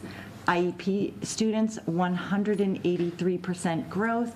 504 students, 164% increase, and low-income students, 100% increase. It's hard for us to say we're all going to be at grade level as a school goal, but I can tell you that because of what we're doing at our school, not only are we, we have high-achieving kids achieving high-achieving things, but we also have our high-need students being a primary focus and making tremendous growth in both reading and math. Where we have to do some work, in attendance is we have to work with our families, and we have to talk about why attendance is important and why our kids in middle school aren't getting to school. One of our big pushes that we are working on is sort of our launch of a social emotional wellness group. And one of our big ideas is to have like a 3-year series of parent education speakers really coming together with the community to talk about the things that middle school kids are facing today. Where we need to work in our ELA and our math is continuing to differentiate. We are certainly going to feel the effects of what's happening at Placentino and Miller. In reading, I think that a lot of our kids are still learning how to read, just because that's the grade level. But in middle school, you're expected to be able to read to do some of your learning.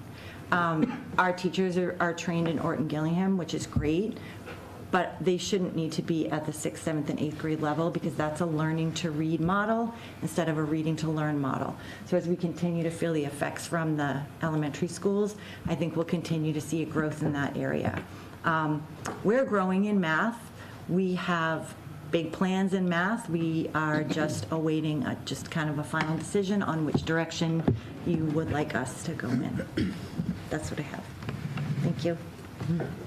Questions? Yeah, clarifying questions. Yes. So for the IXL data, when I'm reading this, like looking at the ELA slide, when it says 54% of students are on grade level in September, does that mean that a 6th grader is testing at a 6th grade level in September? Yes. So it's on or above. So okay, so that's actually seems encouraging. So 54% are coming in with the grade level skills. Before, at the very beginning of instruction. Right. Okay. Oh, okay. And that's after summer, which. Yeah. That's what I was Yep. gonna ask. Yep. So how do we address that? So I guess is some of that due to the summer loss? Because I wonder whether we're presenting the data from this year, what's the year over year? Like how are you starting the year? I don't know if you can even track back that far. It only goes back a few quarters. We just got IXL recently. Right. Yeah, we did. And just to be clear, like we don't expect them to be at, IXL doesn't expect them to be at the end of 6th grade. Like when we say at or above grade level, it means at that time of year as well. They're ready to get into the material. Right. It doesn't mean they're ready to go to 7th grade. More. Yeah. But that's a lot of kids that are really ready. They're ready. Yeah. Right at the beginning of the year. Yeah. But, in a classroom where they're heterogeneously mixed and they're, that's a lot of differentiation to do in a classroom. My question, switching to math, does 35% ready to engage seem low? I know we made great progress, right? We almost doubled it in January, only a few months later. Do we know why that is? Like, why are we starting so low? And obviously making up for it in the first. That's why we adopted new math programs. Yeah. Got it. So that's And we're benchmarking. We have a new math program. We are using ALN. We're trying to use that like across many schools. Our teachers are constantly working together to, support students during RAMS block, we have interventions, but if we knew the why, we would probably be able to fix it. Right now, we're just only able to offer supports, right? We see that like next or this September, Yeah. that number will be improving. Yeah. And I think that's why you saw us put so much effort into numeracy development with not only the resources, the training, the new tools for iReady and iExcel, and then also, trying to have more math tutors, and there's so many reasons why we're doing what we're doing. And then Open Architect to be able to look at this data in real time. So all of this together is moving us already, but should continue to move us further. Everything we're doing right now in math is working. I mean, clearly, January. Yeah. Yeah. Yep. Okay. And then when we look at like that 30% of kids in math and ELA who are not yet on grade level, do you have a sense of what that spectrum is? Are they, do, is it like 30% approaching, really intense intervention needed? It's fascinating, and which is why it was so hard to condense it to this slide, because you can see in iExcel which kid, like some kids are just like a day away, and some kids are a year and a half away based on the current growth, right? Some kids are 3 or 4 grade levels above, but some kids are just like a half a year above. I can break it down for you further, and I can get rid of the names, but if you just want to see what it can do, because that's where teachers are really also making a difference, because they can dig into it that way, interventionists can dig into it that way, so it's amazing, and it also breaks it down by strand. Yeah. I was just curious. It's incredible. 30% sounds scary, like we can't intervene in a small group for 30% of kids without a lot more staff, but if it's so many are approaching, it's a few kids that are significant, that's a whole different. And by breaking down by strand, you can also say, for example, if you have kids in an algebra class because they're ready for that math, but they can do everything up until you get to these multi-step equations that include fractions, for example, right? But they could do the multi-step equations that didn't have fractions last week. Maybe you're identifying a lagging skill or a gap. Those gaps can be addressed in the math lab kind of that I was talking about. You might need 2 weeks to go through the fractions with the math lab tutor, and then you're right back into, RAMS block after you receive those interventions. So there's so many levels of intervention going on. Right now, it's only going to increase when we add the math lab. And remember, there can be tier 2 interventions just with iExcel also, because teachers can assign a student to specific skills that they need to work on their own. So there's a multiple, really helpful. Things going on. Yeah. So is iExcel something that they would be using to identify who would be sent to do the math lab for? We don't, it will be. We don't have the math lab yet. It's all a vision right now.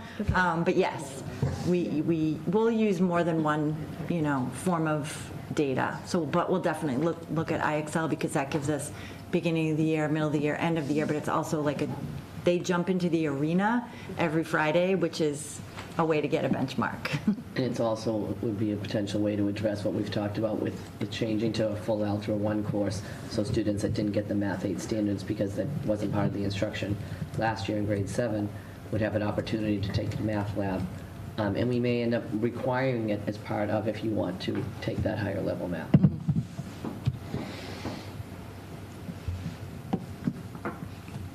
Any other questions for Rams? Thank you. Mr. List is happy to go last. Okay. See if they're still awake. I don't know when we talk about high school schedules.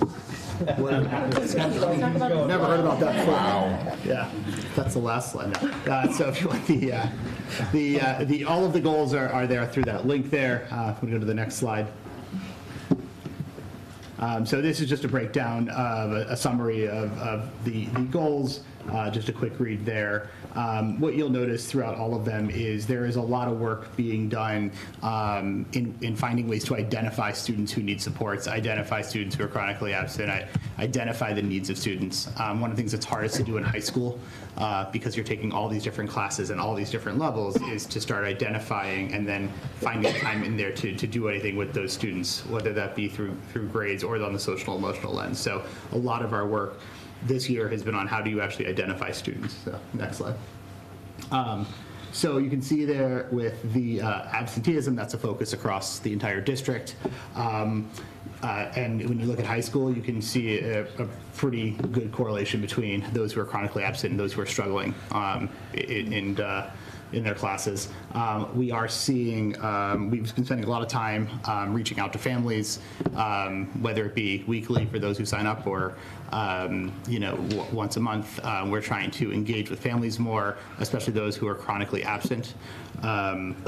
We were doing great until like the January, February bug hit. Our numbers were so much better, but had to put these up. But no, so we are seeing our numbers are getting better in terms of chronically absent. I mean, if you look to last year, we were upwards of like 15-16%, which is just ridiculous for the amount of school to miss for that many kids. So our numbers are getting better. We're spending a lot of time. Our APs are doing a lot of great work. Our counselors are doing a lot of great work in reaching out to families and trying to figure out what supports are necessary to get the students in the door. So.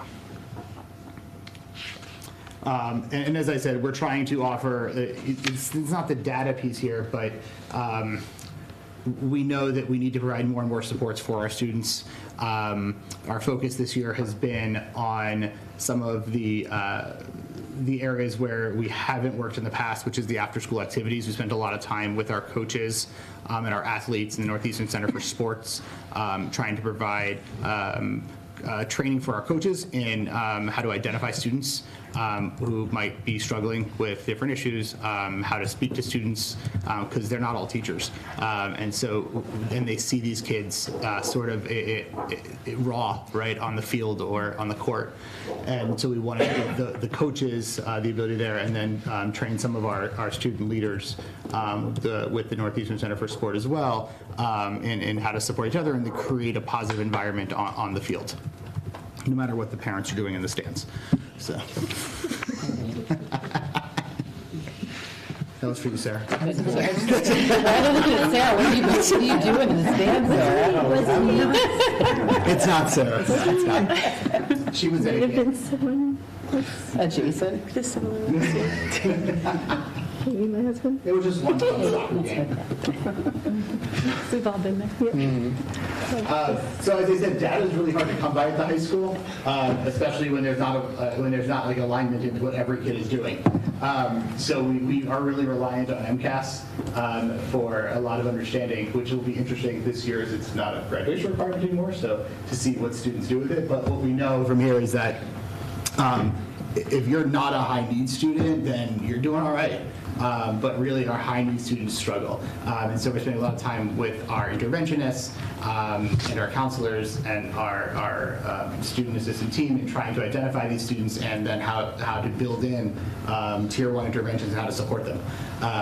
One of the issues that sort of exists in our schedule, having the 4 blocks, is you have 4 blocks. So where do you fit an intervention there? And that means it has to be inside the classroom. So we have to work, so our interventionists going into the class to support the students and to support the teachers with those students as well. So that's really been high for us and something that we need to focus on in the building. And, unfortunately, we don't have MCAS like 3 or 4 times a year, but, in terms of the data piece, not because I want MCAS that often, but just that sort of that one test everybody's taken to see how they're doing across the board.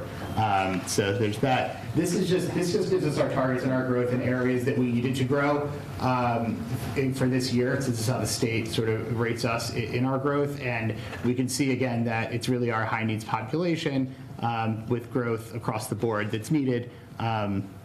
And our advanced coursework completion that needs to grow as well, because that's how the state sort of ranks us in terms of students who are taking the AP type classes, and we got like a 0 there. So we're trying, we increase that as well. If you go to the next slide, that's what you'll see.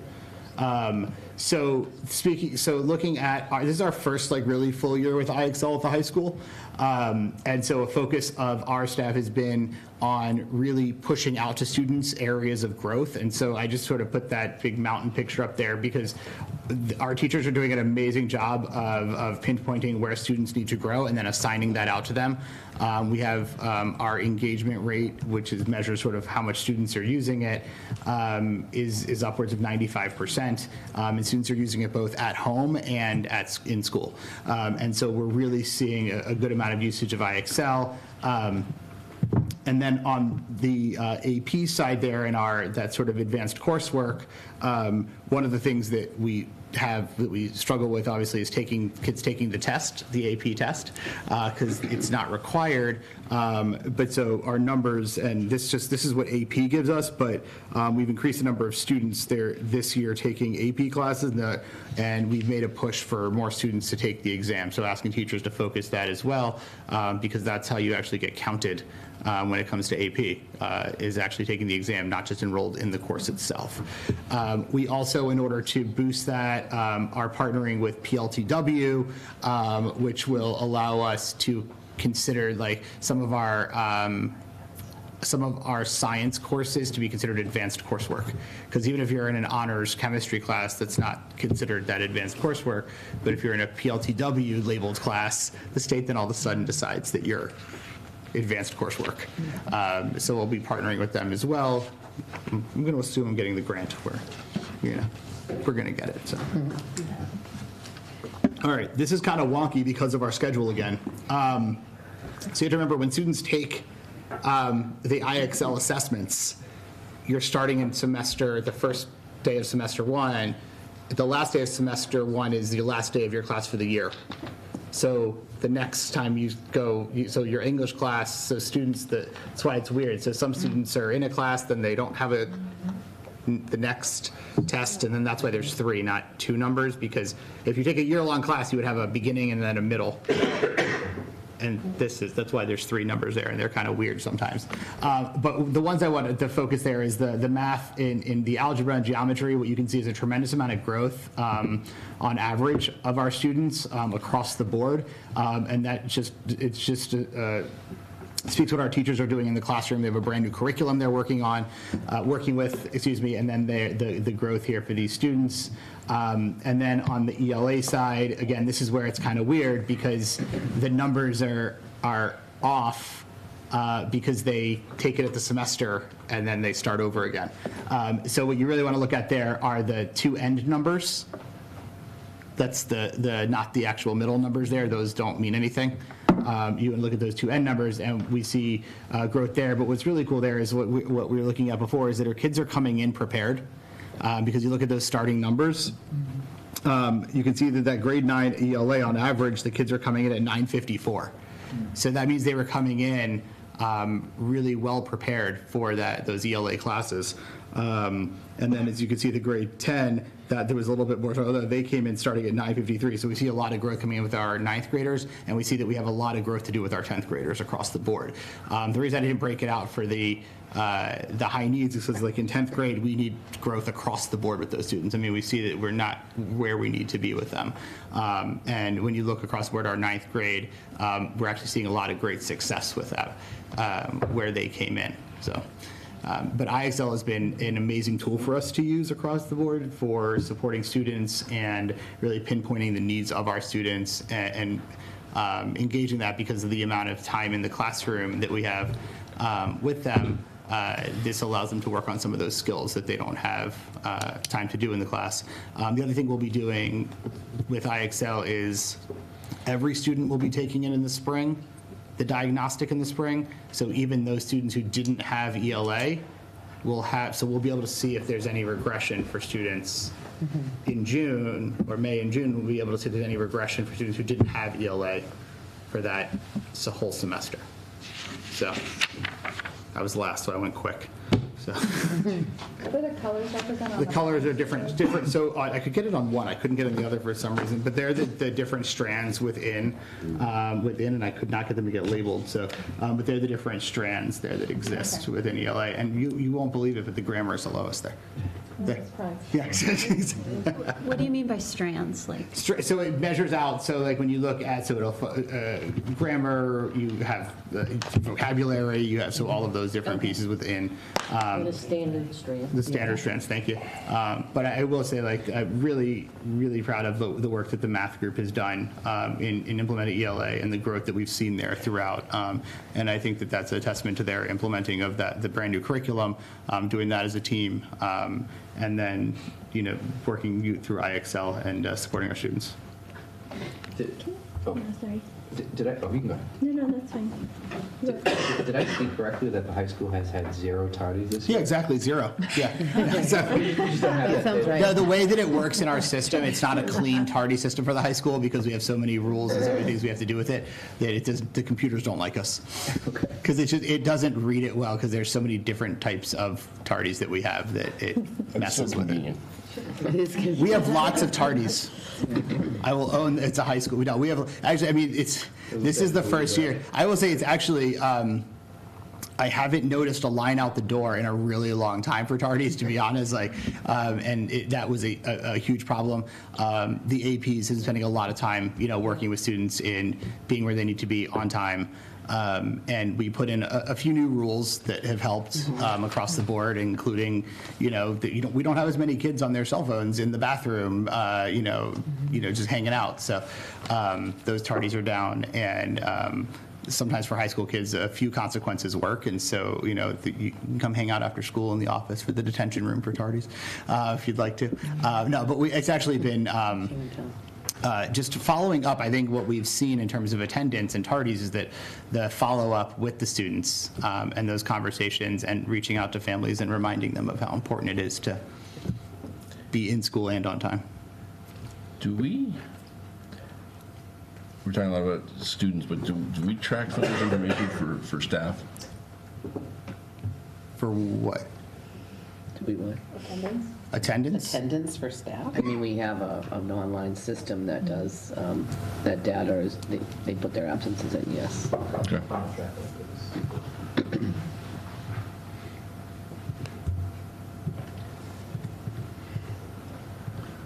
Any further questions? I was just confused about the grade 10 ELA. So like the two tests that are the benchmark test for the class is not the middle one. Yeah. Don't look at that. Don't look at the middle number. So it's just the 953 and 953. Yeah, and then the same thing for 9th grade, 954 to 989. So. Okay, thank you. I know you highlighted that MCAS is 1 grade out of their 4, and it's only once a year. So are there other measures that you're looking at the high school to better monitor student progress across courses, grades? Yeah, so we have, believe it or not, 80% of our kids get A's or B's. And then you look at the scores, and it doesn't always align. And so what we're running into right now, honestly, I'm working with the interventionists, is trying to find different ways to do it. Because when you look at grades at the high school, which everybody knows grades are now inflated. I mean, that's just a fact. That we're finding different ways to do it, where we find the most of our data has to come from our grade books, though, unfortunately, because we don't have very many measures once you get past 9th or 10th grade outside of IXL. We do have more staff using IXL for some of our 11th and 12th grade students, but not for all. And so the interventionists are working with, they're sending it out on Tuesday of next week, ways for hopefully to create more conversations with teachers around identifying ways. So they'll be meeting with teachers, asking for support from teachers, and trying to figure out ways that they can identify. Because also when you think about, we have, on most classes you have 90 days. So by the time you get your first grades in, or the time that kid's walking into that class, you're a third of the way through. And so we really have to do some work at knowing who's coming into that classroom that needs supports from the previous year. We've not cracked that code yet.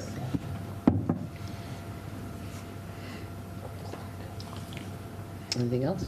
Any more questions? All right. Thank you. the three of you very much. I guess you're welcome to stay, though, for the rest of the... Not so fast, Mr. List. You have more to do. Oh, that's so close. But first to Ms. Beatty and an update on student services. Yes. Is everybody still awake? It's Friday, right? She's only got a few slides here, so we'll pull those up. Coffee time. They wouldn't go back. Would it be better if, so we don't have Mr. List all alone if you wanted to? Oh, yeah. You need Oh, come on over. Oh, for that one? Yes, one. or you can stay there and then come up. So, I don't know. Well, yeah, I don't need to be up there for that one. Was it two or You've got the program of studies. Take a coffee break. No, I know. Do you want me to do that one real quick? That one's quick if you want me to do it. No, you do that. He can go if he wants to go. Well, he's got two things. No, I got two, but if I'm saying the program of studies one is quick, so that's what I say if you... Just let's go to, we got student services. Yeah, we'll do a quick update because I know that I'm just going to... 2 or 3 meetings ago, you had asked for some current updates on the program work that she's been doing with her team. Okay. So I started off with this great image, which I will talk about in a few slides. But I want to give this image credit to Victoria Briggs, who's one of our district BCBAs, and Laura Ryan, who's one of our OTs that is putting together a community bridge project. And I think I hope what you'll hear from me tonight is my first 2 years in this role, I really worked to align the practices across the district, to get protocols in place, processes tightened up across the district. And now, I feel like now comes the fun stuff, where we're really working on inclusion. And I always say inclusion really is a feeling and not a place, so making sure everyone feels included, not just saying we're an inclusive district, but how are we supporting that and what does it look like? And so I'll talk about this in a couple minutes, but I just wanted to give them credit for that. And Dan's gone, so who's doing the slides? Oh. I've been doing them all night. Oh, I thought he was doing them for all the time. I was like, uh-oh. So I always want to update you, and I know the principals talked a little bit about the increase in evaluations and what we're seeing to be kids that are struggling a bit more, and what does that look like. And so at the end of every year, I always paint the picture for you of the number of evaluations we do versus the amount of kids that end up qualifying. So I don't have that number for you tonight. I would agree with the principals that the amount of evaluations are going up this year for sure. We are not looking at a dramatic increase of kids qualifying for IEPs. So what that tends to tell us, and what we're looking at, and Dr. Menard and I work with curriculum specialists, interventionists, is really looking at the tier 1, tier 2 supports, right? Because we will often see students that are struggling, and I feel like we need to continue to grow in the tier 1 approach so that kids across the district everywhere are getting more support in the general ed classroom. And that way we're not evaluating just to evaluate. Because it is hours of evaluation, and sometimes only to discover that they're not needing specialized instruction. What you will see is a dramatic increase in 504 numbers going up. And that is because we are finding students who are being diagnosed and do have disabilities that impact their learning, but only require essentially accommodations and not specialized instruction, not modifications to the way in which they're taught. Additionally, our attorney has met with all counselors and really brought an awareness to the 504 regulations that continue to change. And so we are identifying more students that are on medical health plans are now also needing to shift onto 504 plans, whereas in the past we would have kids that were a little more medically complex, would have a health care plan in the nurse's office that was, being followed by educators. Now we are identifying them to need 504 plans, which follow them throughout the duration of their life, essentially. So that's that dramatic increase. The other thing that, I know Dr. Slaney had brought to the attention to is I think we are getting much, much better with our knowledge in the area of reading.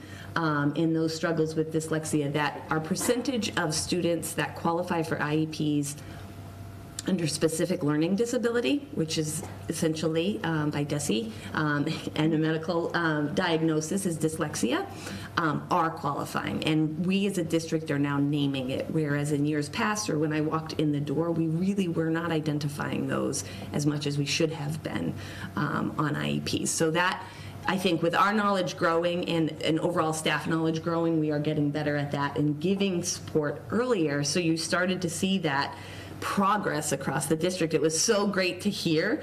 Placentino, those numbers were getting better. To, Miller was improving. To Rams was growing, right? So it was really a nice thing to see that the supports we're putting in place are getting better.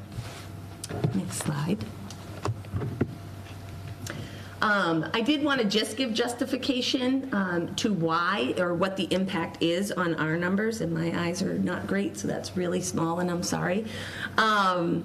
But I know Jeriel talked a bit about the mental health supports, and so an increase in numbers and impact on kiddos that way. So we are increasing more clinical supports through Care Solace and Cartwheel, making more referrals that way.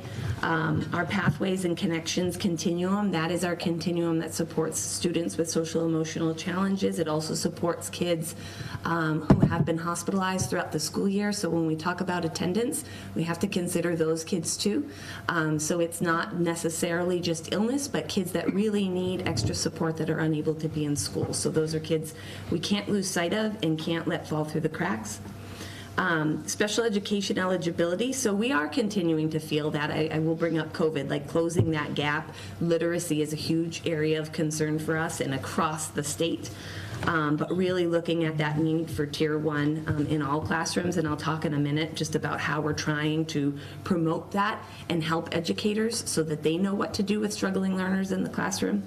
And Dr. Slaney talked a little bit about our drive on that dyslexia and being part of the Dyslexia Institute through DESE. We're hoping to do a brief presentation to you in the spring on our action plan that we have to present in a couple of weeks to DESE that we're excited about and what that will look like as it comes across the district in years to come.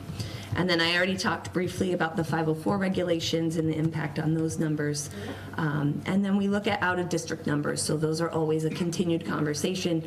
Dr. Jordan and I talked about that at the last budget meeting. But I do feel like we are, so far as those numbers are in a pretty stable place. You saw on the slide before that they've actually dropped a little bit. There will always be that little bit of flux.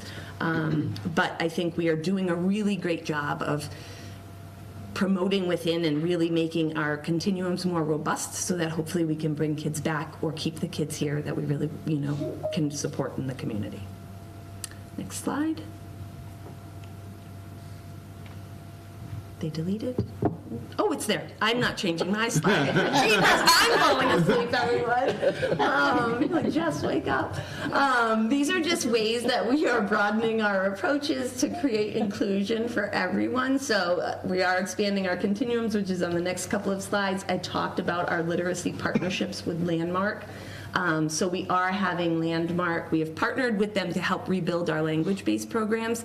So that is grades 4 and 5 are really, really solid at Miller, and we are growing them in grades 6 and 7 and continuing into grade 8 next year. And then we will look to continue that partnership and see what that would look like at a high school level. I will tell you, I've had a lot of outreach from surrounding districts that know we are doing this and are asking, do you have a language-based high school program? So there's the need there. It's getting us to build it to where we can feel really confident and comfortable about accepting tuitioned kids into it. Our community bridge program, so that was the image I showed you at the beginning, is going to be on April 3rd. And this is something we're really excited about, where we are looking to build partnership with community businesses here in Holliston. So as we work with our kids in our continuums that are doing internships and learning life skills out in communities, we're really pushing them out into communities that aren't our own. So they are working in Mendon, they are working in Ashland, they are working in Hopkinton. And for me, that just didn't sit right. And I think for a lot of our staff, it didn't sit right. And so it's really educating our local businesses on how do we get them to help support us to understand what our learners need, understand how our learners can help their business, and we can create that partnership. We've just created a great internship at Basil's that's going really well. So we're going to invite community partnerships in. We're also looking to increase younger students' abilities to engage in things like gymnastics, art classes, martial arts, where it is an inclusive model. So they're working with peers, model peers, and not needing to feel like, I hear from parents a lot, where their kiddos might be placed in a class just with kids that are like them, because the worry is they're not sure how to integrate in with peer models. So working with local companies to understand that, learning that profile, and how do we best support them. So that will be on April 3rd. And then we just launched Ann King. I'm going to give her tons of credit. She is our transition program, our 18 to 22 program. She is our teacher in that program, and she has created what's called Classroom Creations. It's a new business. And the picture below are samples of things that her students in the 18 to 22 program make. And it's for each season or each holiday. They market it to the staff of Holliston, and we're looking to broaden that. And they sell them. So it's a little business that they're starting up. I think if you've heard of many surrounding towns have in their 18 to 22 programs, have storefronts, candy shops, restaurants that they're able to run themselves. So we're starting small, hoping to grow something of more of a larger business storefront in years to come. So our continuums, we've worked really, really hard to align them. So you've heard me talk a lot about how challenging yet rewarding it was to create solid descriptions of every continuum, entrance and exit criteria. So we're ensuring that we are, when students are ready to fly, they're able to go to other classrooms. We call it a continuum for a reason, so kiddos don't feel stuck in one program, that that's their identity, but that they are part of a continuum where they can ebb and flow between classrooms and continuum support. Go ahead and go to the next slide. So these are essentially the descriptions. We are working to rebrand some of our continuums because we got really creative with names, and then some we ended up combining. So what used to be our BASIS network were two separate programs we've now combined with the support of a BCBA and a special educator. And so in that program, which will in the fall be called SOAR, those are students that are really working on functional academics. So they're well below grade level, working on daily living skills, functional academics, and are able to attend unified arts and things. They'll go out into the community, they'll do internships, and they'll practice their life skills learned in that continuum in real world application, going to Shaw's, going to different places where they can practice that. Our bridge really was born from a special educator up here at the high school, Amanda Matchison, who saw the need and was the BASIS network teacher, but saw that she was having students that had the ability to branch out of BASIS network and receive a diploma. A lot of our students in the BASIS network program are not diploma bound, but receive a certificate of completion of Holliston Public Schools. And she was noticing that some of those kids it felt like they were being held back. They needed the extra functional academics, but they were also able to, if we could provide a really intensive co-teaching model, be able to be pushed into some of those CP1, CP2 classes essentially, to be able to earn a diploma after 4 years. So typically a 5-year track could be a 6-year track.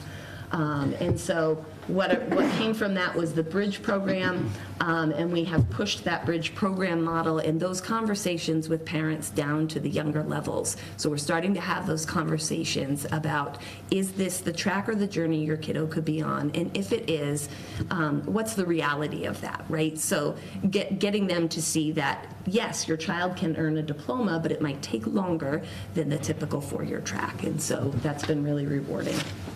Our Pathways Connections is the social emotional program. And then we have our language base and our transition programs that are really growing. I'm proud of our transition program. When I came into this role, we were down to about 1 student that was in that program, and now we're really growing that. And so, we are going into 3 to 4 to 5 next year. We will be a really nice cohort of kids in that 18 to 22 program. Next slide. And then last, I believe this is my last one for all of you. Yes.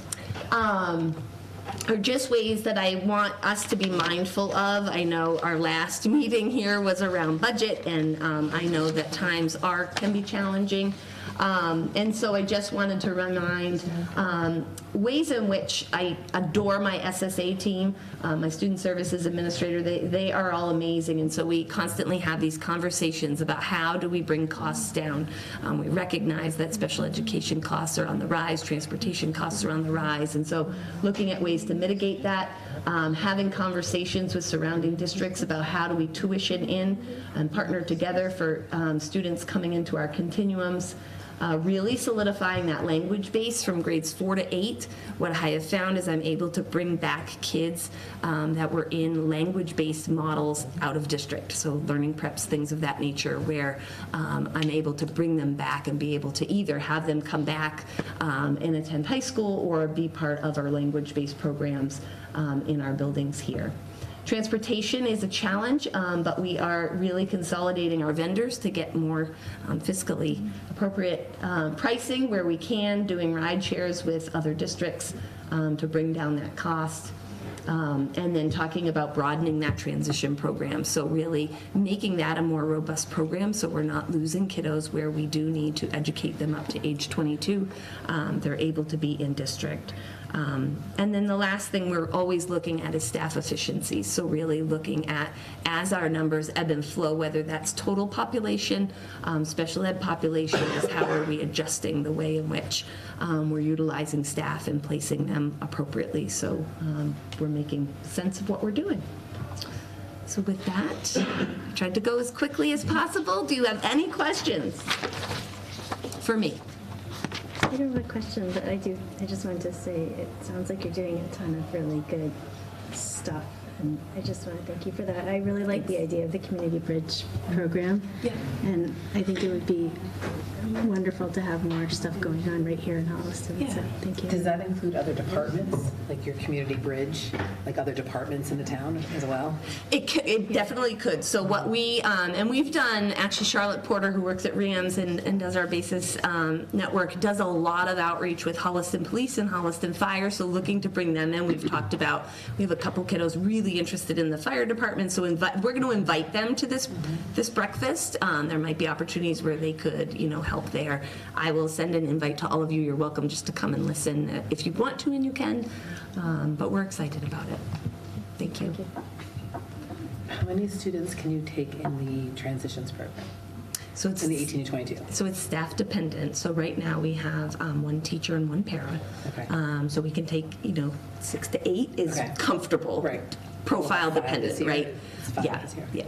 So. And we could take students from outside the district. We could. Yep. We definitely could. No other questions? Guys, we're easy. Thank you. Thanks, Jess. Thank you. All right. Mr. List. Mr. List. Do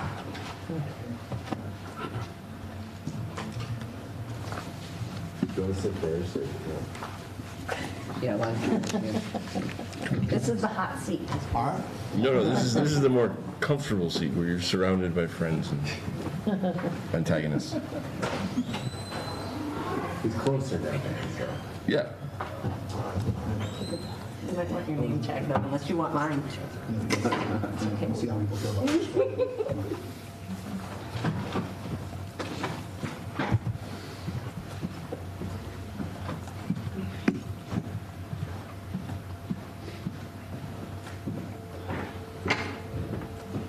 Back at it. So this kind of serves two purposes. This presentation, it is changes for the program of studies for next year, but also the state has required us with the no MCAS requirements to determine what students in graduation year 2025 need to graduate. The competency determination, that's what students would get with a certain score on the MCAS. That's no longer required, so the district had to determine what that is. So you're getting this presentation as kind of twofold. So it looks at our graduation requirements, but it also changes our current program of studies. So it's kind of a two-parter, which you don't usually get maybe this time of year. So what you have, this is the current language of the prescribed credits, of the graduation requirements here. And then, not yet, but we go to the next slide, you'll see that we clarified some language there at the math to make it math 1 credit per year. That's because most colleges and universities and Mass Core require 1 math course per year.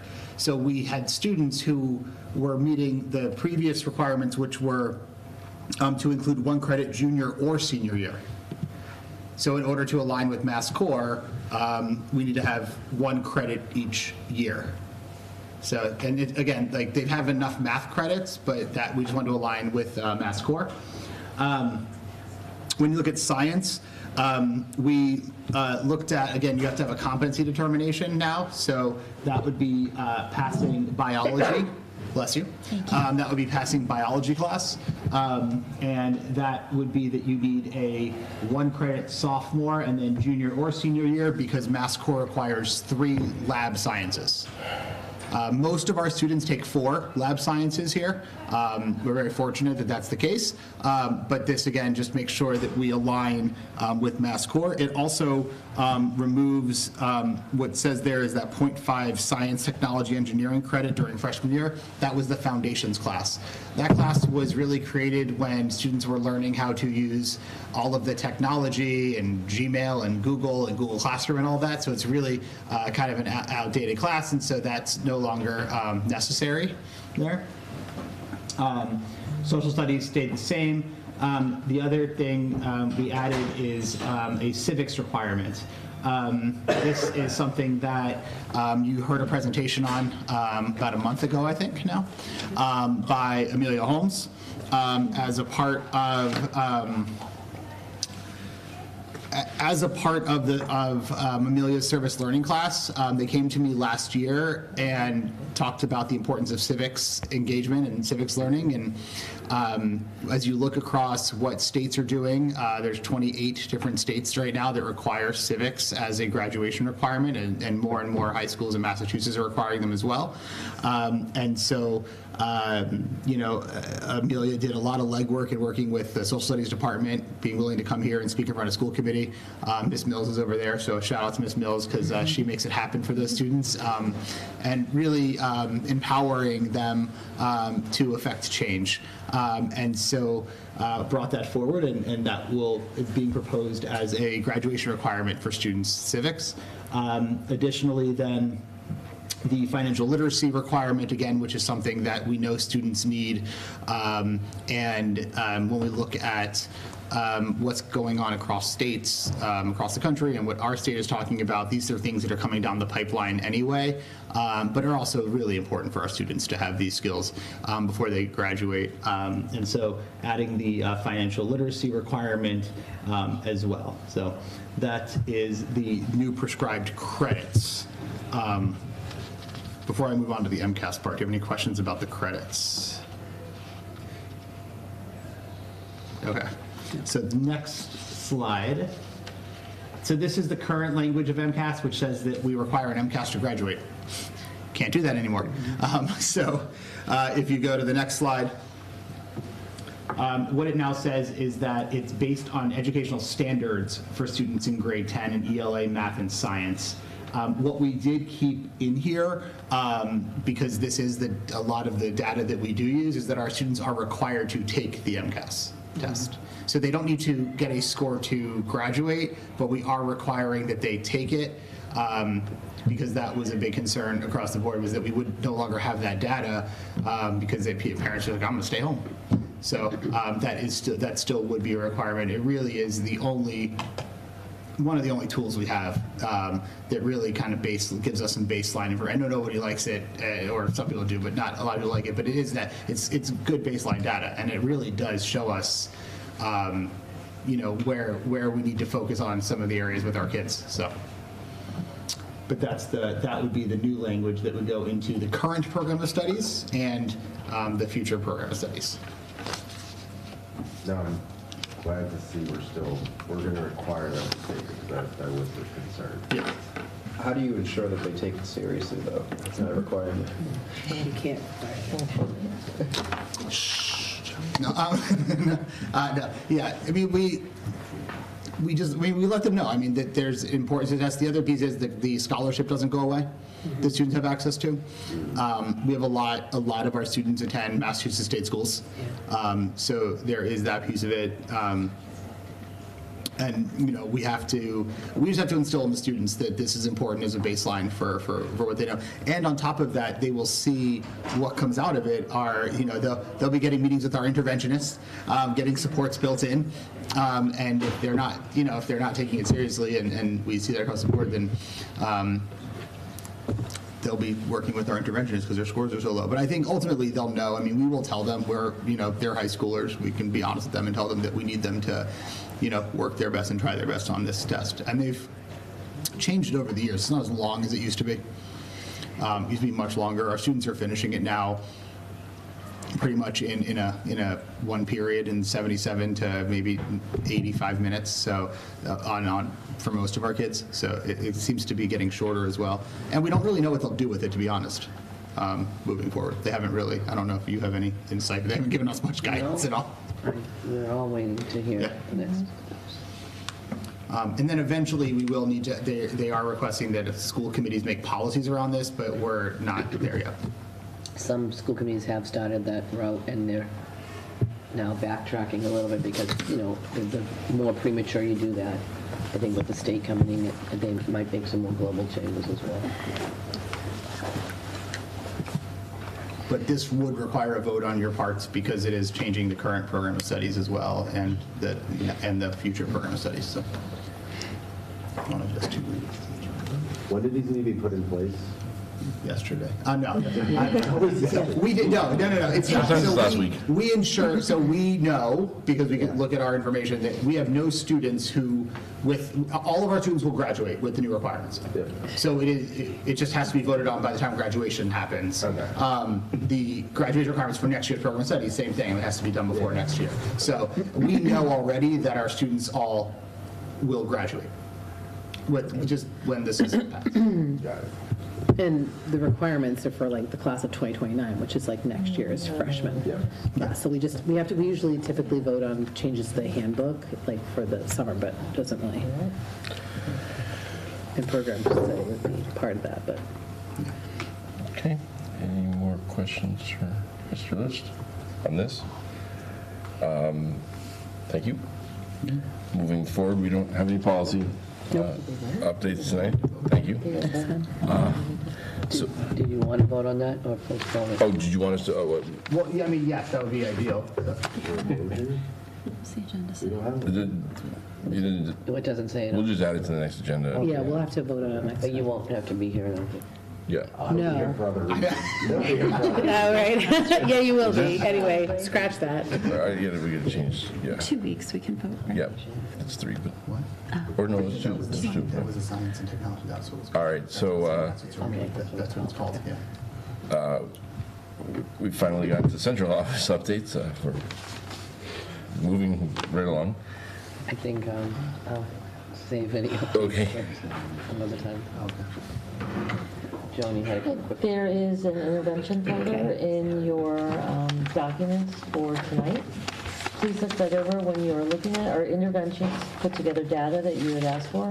Please keep in mind when you're looking at it, Placentino and Miller both have established systems in place.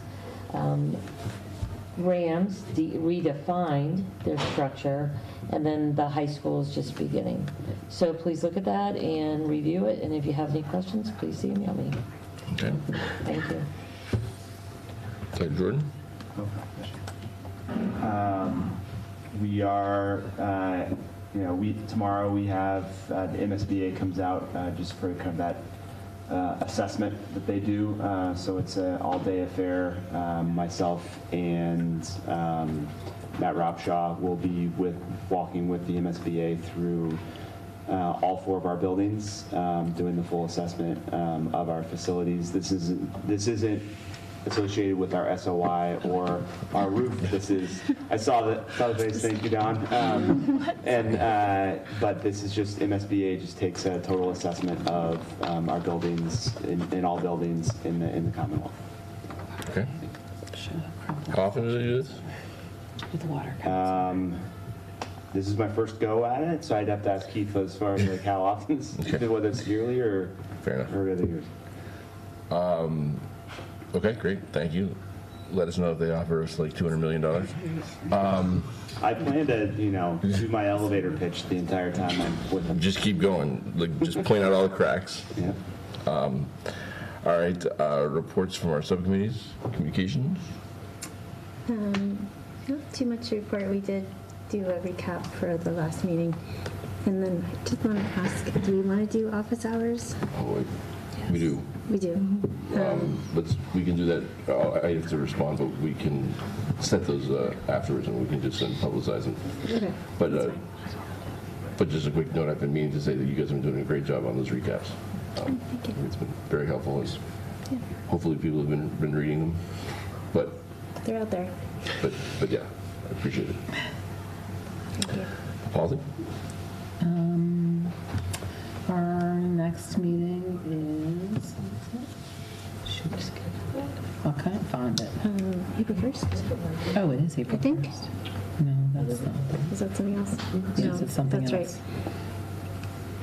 Right. Teresa at home? I thought it was supposed to be, I thought she sent me an invitation. Did you meet recently? We did. Oh, okay, good. We met on Tuesday. We have a policy that we'll be bringing out forward next. We reviewed over a bunch of health-related policies recently with Brenda Barton. I think we're kind of like at the tail end of that. What's that? Yeah. Yeah, and then we have one about like the lights of committee and field. Oh, yeah. Oh, boy. Okay. Just clarify. A little more flexible. All right. Yeah. Budget? Budget, we had a meeting today going over expenditures so far for FY25. We talked about the operational and capital budget for FY26, including, we'll do another update next week. We have our next budget meeting on March 6th. Let's see. Going over any changes since we had budget Part 1, Part 2, and Part 3, right? Because that came out as early as November and December for Parts 1 and 2. But again, our next meeting is Thursday, March 6th at 4:30. And our continued goal is to at least have something to present on the 13th. Yes. And then with a vote on the 27th. Would be ideal. Yes. And then the budget hearing, and then we go. So we're anticipating a meeting next week and probably an additional one before the general meeting on the 13th. Correct. All right. Super eval.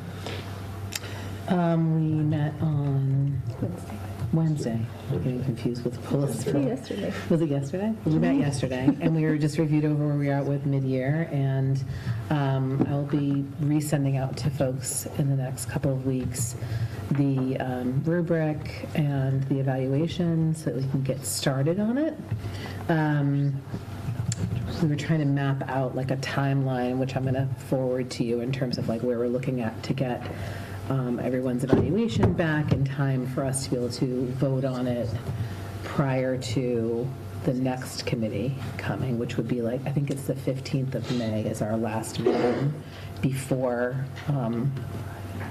election day. So that would be the goal. So it'd be more like wanting it a couple of weeks prior to that, if at all possible.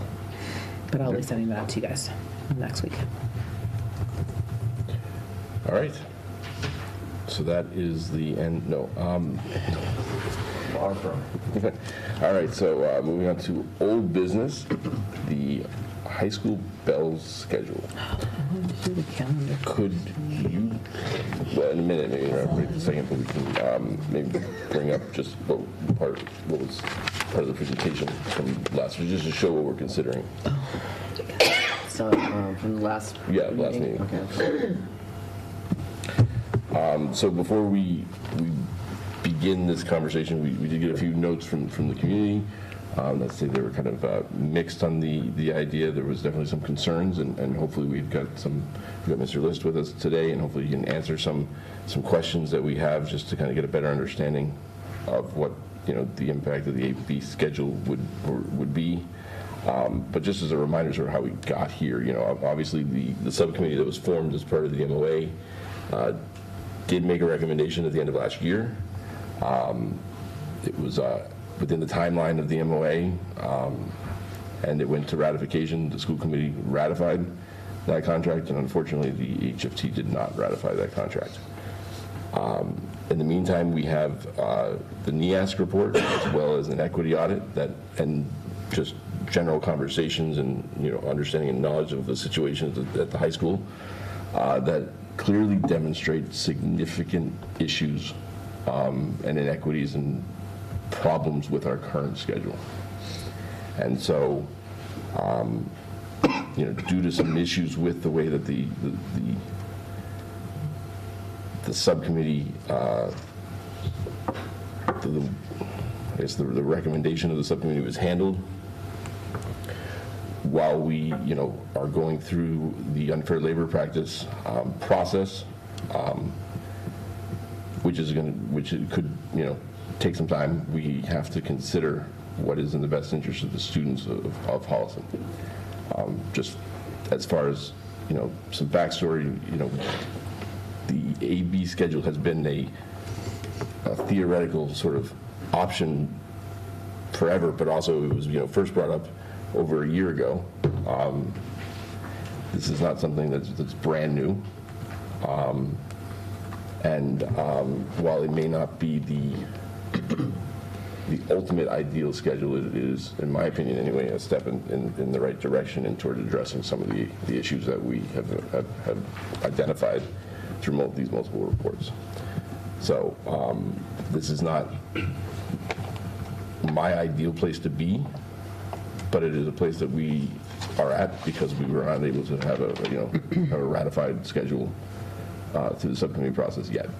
I would anticipate that regardless of how tonight goes, that the subcommittee will continue to do its work, and that there's always the opportunity to come to an agreement and go to a different schedule eventually. But for now, the options that we have are status quo, where we know that there are issues, or this AB implementation of the current schedule, which, to be clear, is the current schedule. It is just a modified implementation of how the courses are offered. So despite how we talk about it, I mean, whether we say AB schedule or versus current schedule, I mean, it is the current schedule with just alternating days to provide for year-long classes. So with that, we have Mr. List here. We've had the opportunity to speak to community members over the period. There was a document that was put out by the HFT. I think there was also it was also advertised. And so where would we like to go from here? Is Mr. List going through the... Well, I think we just could bring up okay. with the... Bring it. Yeah, he doesn't need to go. I want to go to that one for right now. Okay. So, Mr. List, a lot of people, and a handful of people I had discussions with, obviously a bunch reaching out. General consensus is the current schedule is not optimal at the very least. At the very most, it's awful. And I believe it's our job to bring positive progress, right? Improve the education for our students through multiple ways. This is a step in the right direction, but a lot of feedback as it relates to this is, this seems really fast, right? If we go back in time in the timeline of things, by the end of December, we were talking about one schedule. This got introduced third week of January, so maybe a month ago, and I get it. And one of my questions last time was, when was this last discussed? And it was a year ago, so it has been contemplated, but now it's being considered as reality. With the feedback of, was this done too swiftly? What is your confidence on executing this appropriately? Knowing any schedule, even the current one's going to have issues, how do you feel confidently executing this in the time frame that we have? I mean, this, as Dan said before, this is it's our current schedule. So it's feasible to implement fairly quickly. Just because it is the current schedule. So you don't, there's nothing really that changes from how we're selecting classes or kind of building in a way. It just is you take our current classes and you take term 3 and slice it and put it in every other day, so feasibility of pulling it together, we could, it's feasible to do. How would you rank that feasibility? Like high confidence versus, when you say it's feasible, everything could be feasible, but I want to make sure the community is confident. We're not voting on something that we're going to vote on it, and if it goes in the yes direction, we can't do this. So I would say that not everything is feasible. So if you look at like a complete shift to a new schedule, I would say that's not feasible. This is a doable option for, because it is the same schedule with a minor shift or similar schedule to what we have today. I mean, it's it's our schedule. As I said, if you just splice the days, you're literally just throwing the other class from like third term into the middle of the class from first term. So it's Can you just explain again how this AB schedule impacts band and chorus? So if you scroll down, keep going, right there. I guess nobody can see if I go and point. Right? Nobody can see if I point to anything, right? No. No? But they can use the clicker, I think, so. So if you look at this right here. What day and time? So if you see where it says elective 1 A day, 142, 303, and then semester 2, 142, 303.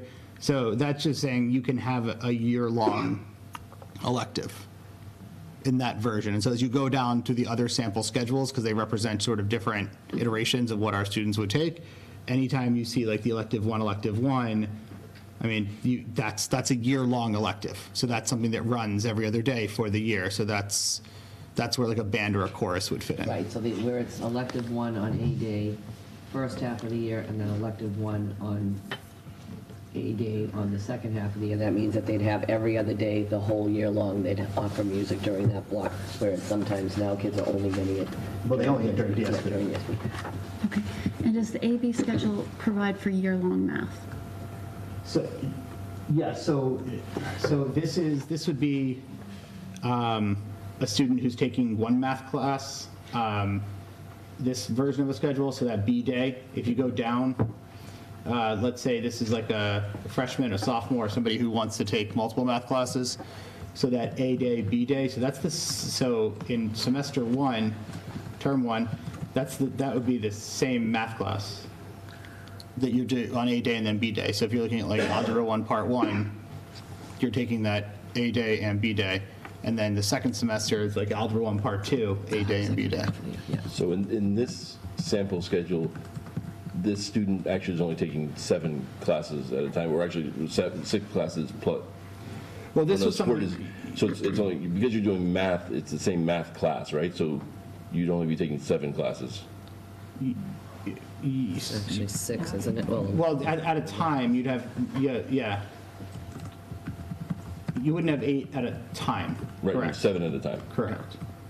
Right, you'd have 8 over the course of the year, because the math would switch to a different math class for the second half of the year. Yes, yeah. But it would only be 7 classes at a time. But for some, like right now, we talked about how freshman year, they do Algebra 1 Part 1, and then they do Algebra 1 Part 2. So theoretically, they're having Algebra 1, which is still 2 years of math, but it's going the full year. Right. So it's the same model really as we do right now. For the math, at least. And there have been a lot of questions about 8 class schedules. There's 7, 8. It's more than the sort of the 4 at a time that we take now. But just help me understand, because there are only so many core classes. So is every class, is the work required for every class that you would be taking at the same time the same? No, it would depend on, in any schedule you have, you're going to have different requirements. Right now we have some kids who load up on their like core classes in one semester. So you have like 4 heavy, in one semester, and the next semester you could take, some electives. If you scroll down to the following schedule, one more, with like even something like this, it's not 8 because, again, you have like the APs that meet twice to make, that's that third term, that's that extra, that's that time that's missing. So that the student, where it says AP Science, that's like AP Bio in term 1. So it more functions.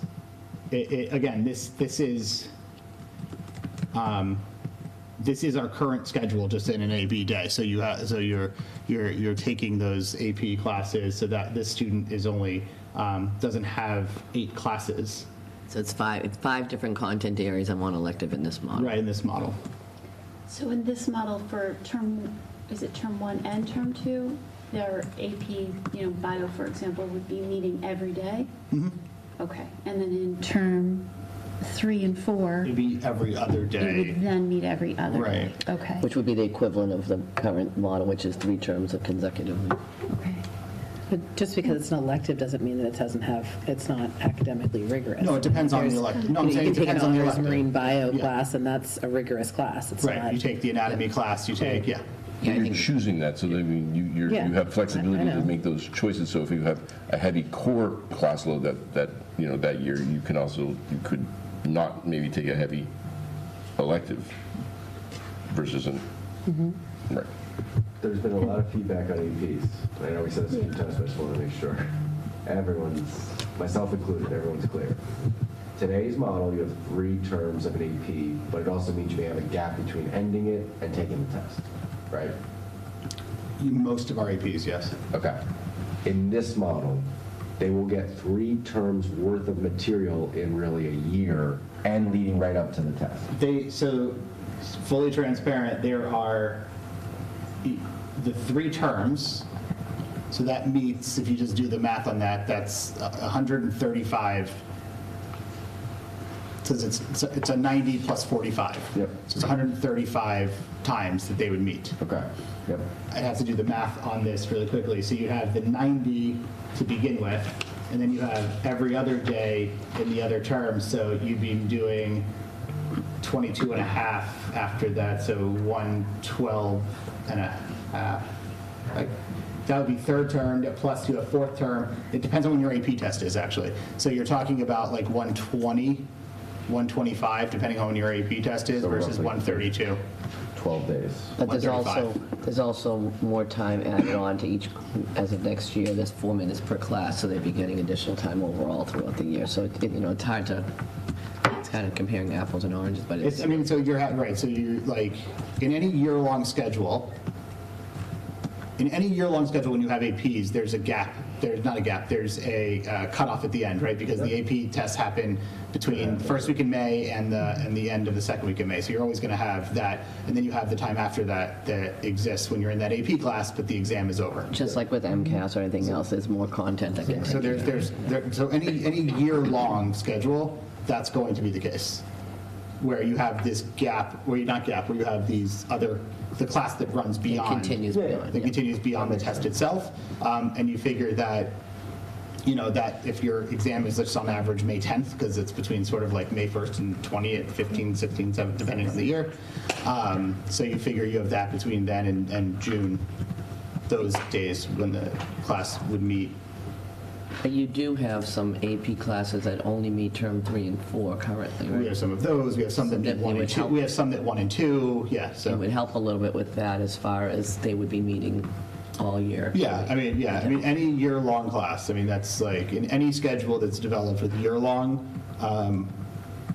it's going to run. You're going to have that be a part of it, where you have these classes beyond the time of the test itself.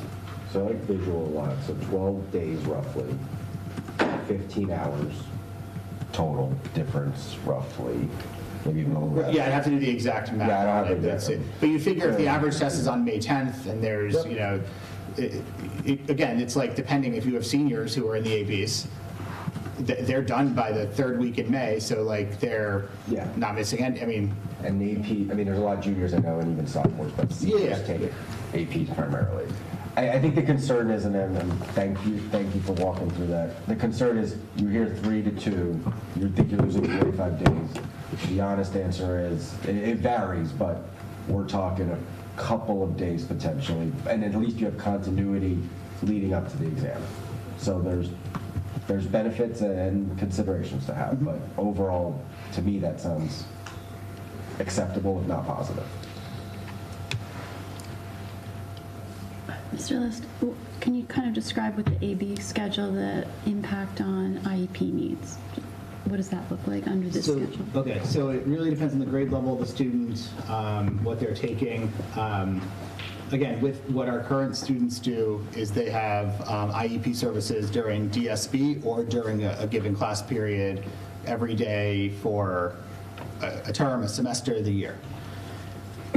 In a schedule like this, for example, if this student with the AP had IEP services, they could still have them during DSB. They could also have them where it says elective 1 and 2 all year for a period. So if you go the schedule above, you go up one schedule. This was sort of a very sort of restrictive type schedule. Like if this student wanted to take band or chorus, that would be elective 1. You have to have special ed supports in there, IEP supports. So that could be during DSB. Again, because we're using it's an exact iteration of our current schedule. This would be like let's say a freshman who's taking Algebra 1 Part 1, Algebra 1 Part 2, Algebra 1 Part 1, Part 1, and Part 2 and Part 2 for the semesters. So it would. I mean, again, it's an iteration of our current schedule. I mean, it's so it would operate in the same way. The difference with IEP services when you have this year-long option is that, like, if you go to the schedule above that one, there, as you can see those electives that exist.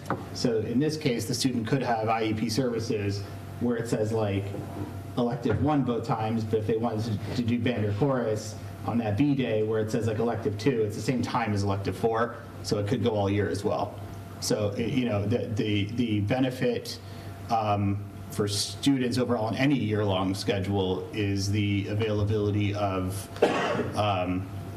anything that has a year-long schedule is the availability of taking electives with support classes as well.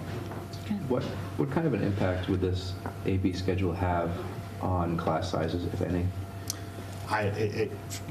It's the same schedule, so it's our same class sizes. Can I just, especially as we have this sample schedule up, you answered before about, incoming freshmen, Algebra 1 Part 1, Algebra 1 Part 2, but we come in at different levels. So when someone comes in as Algebra 1 Part 2, and then like the honors geometry class, what would that look like? It would look like the one below. Look like that. Okay, so meaning they'd have math every day? Yep. All year long? Yes, because that's the track they would want to be on, that student. Okay. So in this, because our freshmen and sophomores take math equivalent of 2 full years. 2 full years. Yeah. So in this document that the HFT put out, they have a bunch of other schedules. Were those schedules considered by the subcommittee? I haven't seen that document, but... So the block schedule is Z block, a super block schedule, a 5-day schedule, 5-period day schedule. Yes, those were, yeah. Okay. And so these were evaluated? Yes. By the subcommittee, and they did not have the support of the subcommittee? So I mean... yeah, I mean, those were looked at. I think when you look at the goal of the subcommittee was to ensure continuity of classes, especially in, the math, world language, but continuity across the board, access to band and chorus, ensuring that equitable access for students who have IEP services to classes and to DSB blocks. And so those were talked about, but ultimately fall short in being able to accommodate those pieces.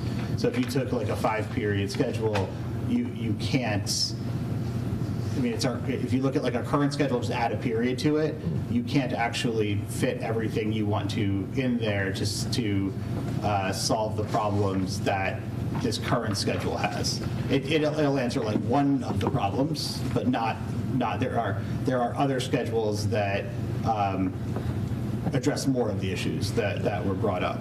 But I just want to be clear, the subcommittee met, 10, 12 times, 30 plus hours, and these schedules were considered, and were these schedules also looked at by the Power School consultants, or the expert, if you will, that was brought, independent expert that was sort of brought in to look at different options?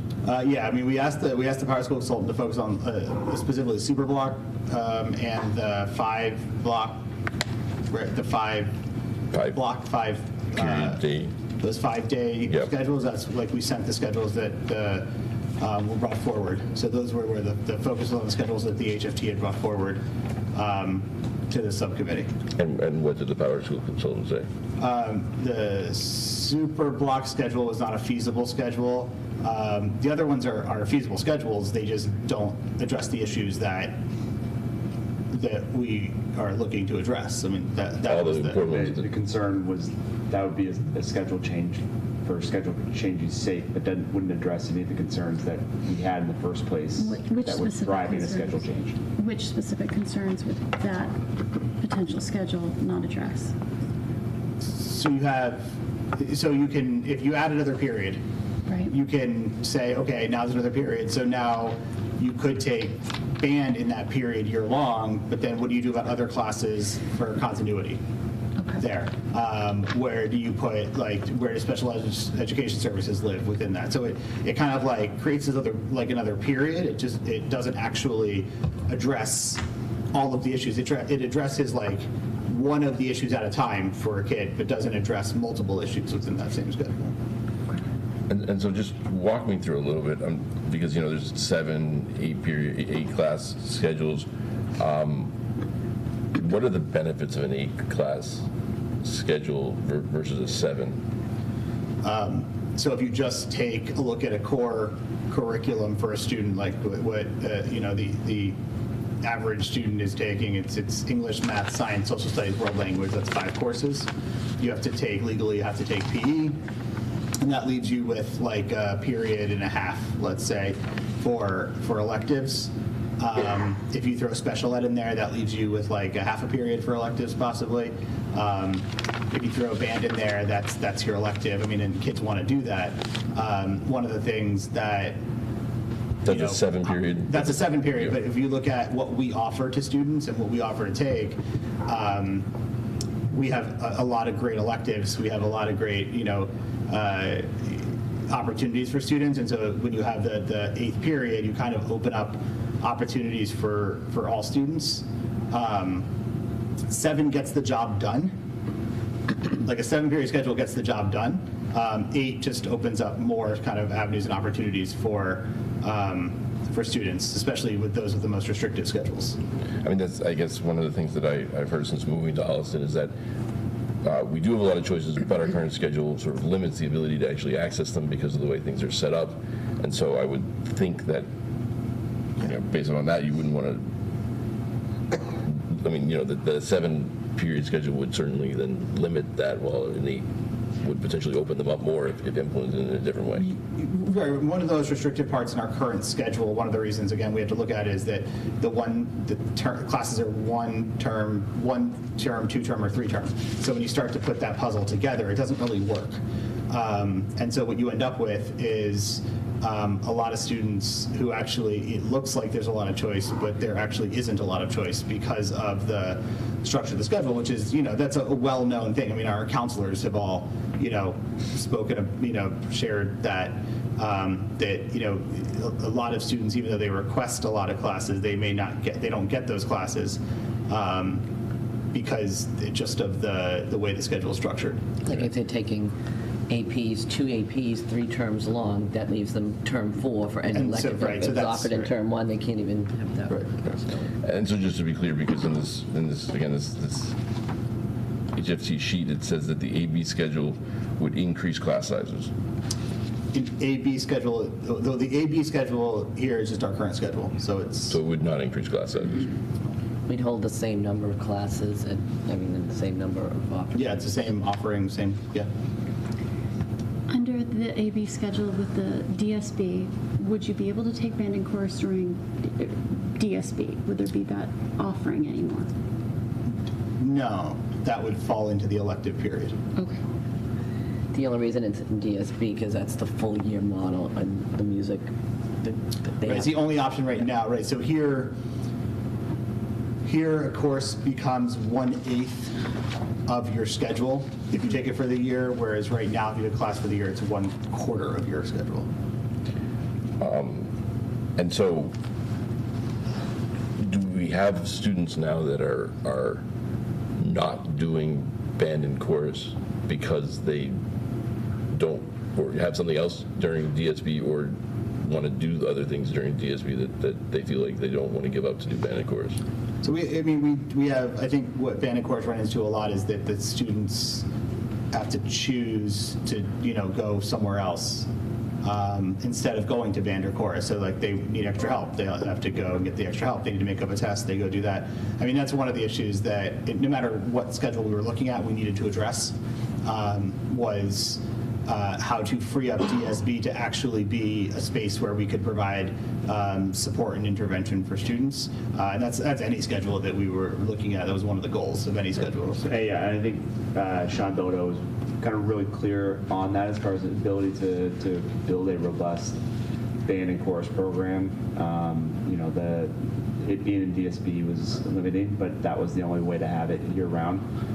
So building a schedule that could get it into a period and be able to have that over the course of the year. I think we've seen some good additions with Miller and the middle school as far as building the program and the size of the program. I think we're building some steam there, and to be able to start with some continuity of a program within band, I think we'd see great progress in the future.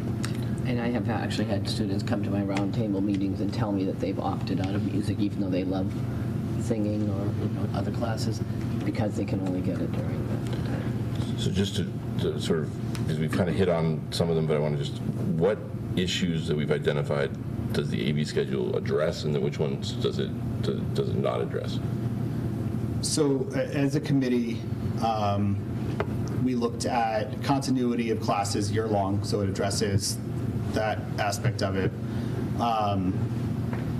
We looked at the band and chorus issue and students being able to access that, and then accessing supports within DSB.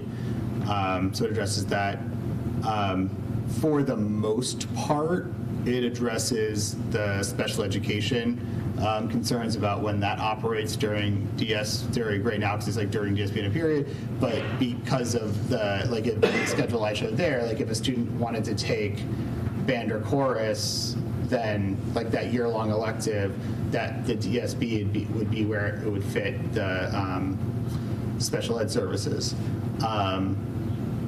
And again, so that's an area that it doesn't fully address.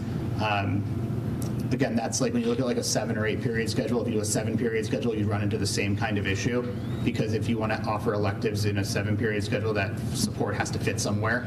In an 8-period schedule, you have more flexibility. What else am I missing? Just even by having more options in a day or within that rotation of the A to the B, you have more opportunities for all students, especially students who have more fixed schedules because there are different services or things that they need to meet, and that includes kind of our L services as well. So this provides just kind of increased elective opportunities and flexibility within the schedule to schedule for that.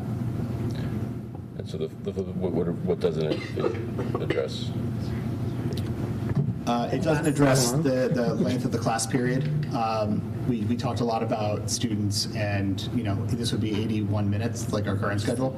Right. So it is that's sort of one of the main concerns that it doesn't really address at all, because it would keep the class length at 81 minutes. Does it create any additional issues? I think the only, it's not really issues if it's our current schedule, right? So if it's our current iteration of our schedule, it doesn't create issues. If other schools that run this type of schedule, they would do, like, math wouldn't be every day. So that would then create issues for us, because then the math program would slow down for many of our students. But in this iteration, it doesn't really, there's no impact there. As I said, Frank's question about the AP, there is, I know that's been a concern about, there will be a few less classes overall, like being transparent about that.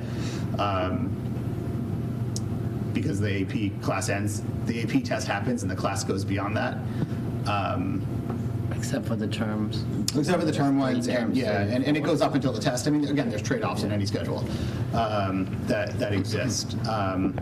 Really, the only types of schedules that really answer all of the questions that we put forward, or all the issues that were put forward by NEASC and Equity Audit and by the committee are either like the 7 or the 8s. That's the only thing that can deal with year-long options. It's the only really way to address those issues.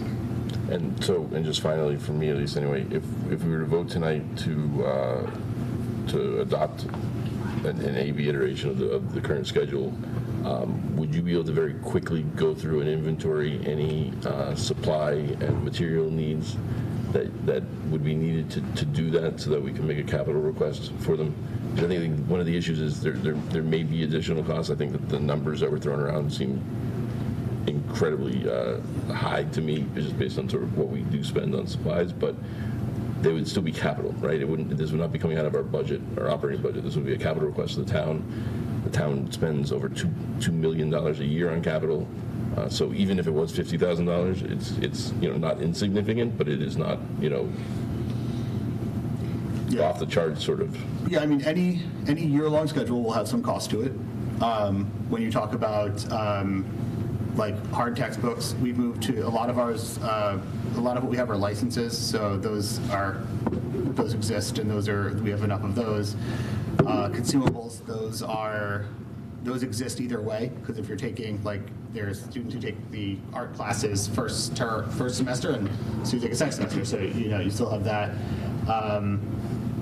There will have to be some costs, and I would have to dive in to look at what those would be, but I'd have to get back to you on what those are. But you'd be able to dive into them and give us a recommendation? Yeah, I mean, that would be as I said, any schedule movement at all, we'd have to, with year-long, we'd have to look at that, yeah.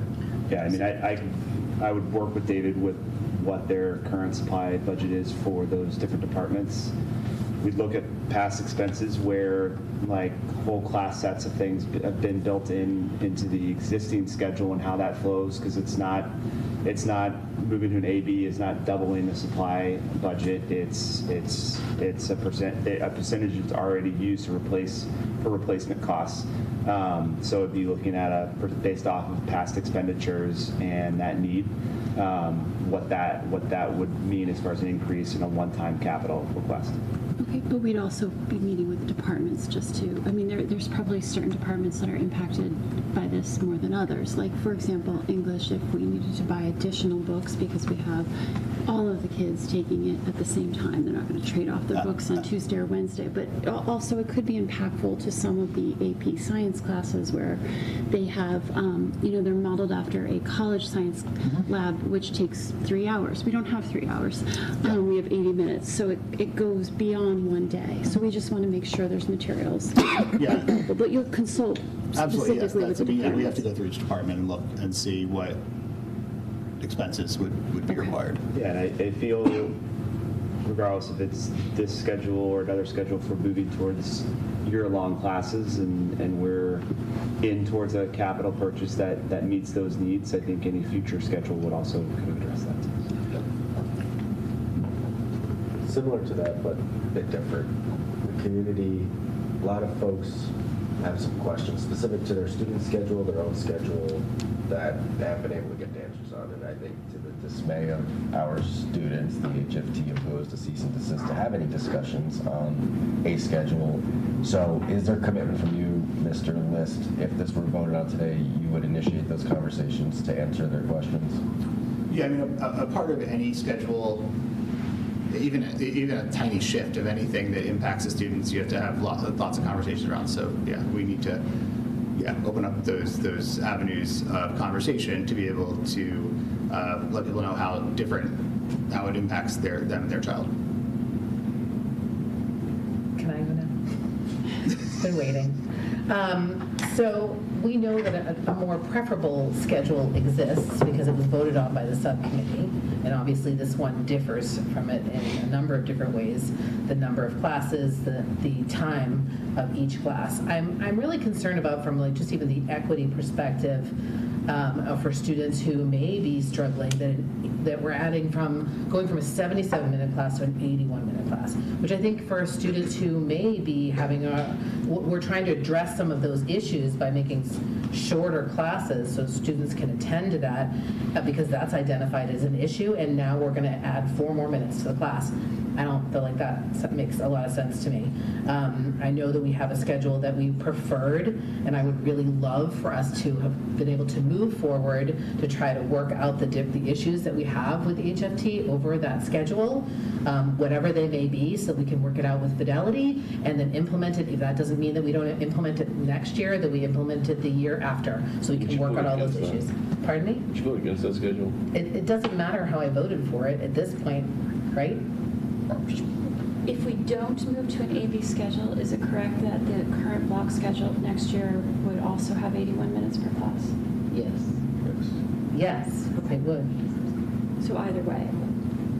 Well, we don't have to make it into the class, do we? We don't have to add that 15 minutes to the class. Yes, we absolutely do. We can add it to DSB instead. We could add it till lunch if we want to. We absolutely made a commitment to the community. This would be instructional time. So I'm just concerned that and then in addition to that, we have a new curriculum, a new data dashboard, new school start times. I'm just concerned about the bandwidth to implement all of these different issues all at one time. And that, I think, is legitimate. And so I'm just expressing my concern about it. I don't know how we address any of that by pushing a timeline that we artificially created. I hear that change is difficult, but I also, you were with us when we heard from the NIASC report and also the equity audit and the issues with limitations on kids accessing services not being able to be part of band and chorus. We've heard from parents and families, students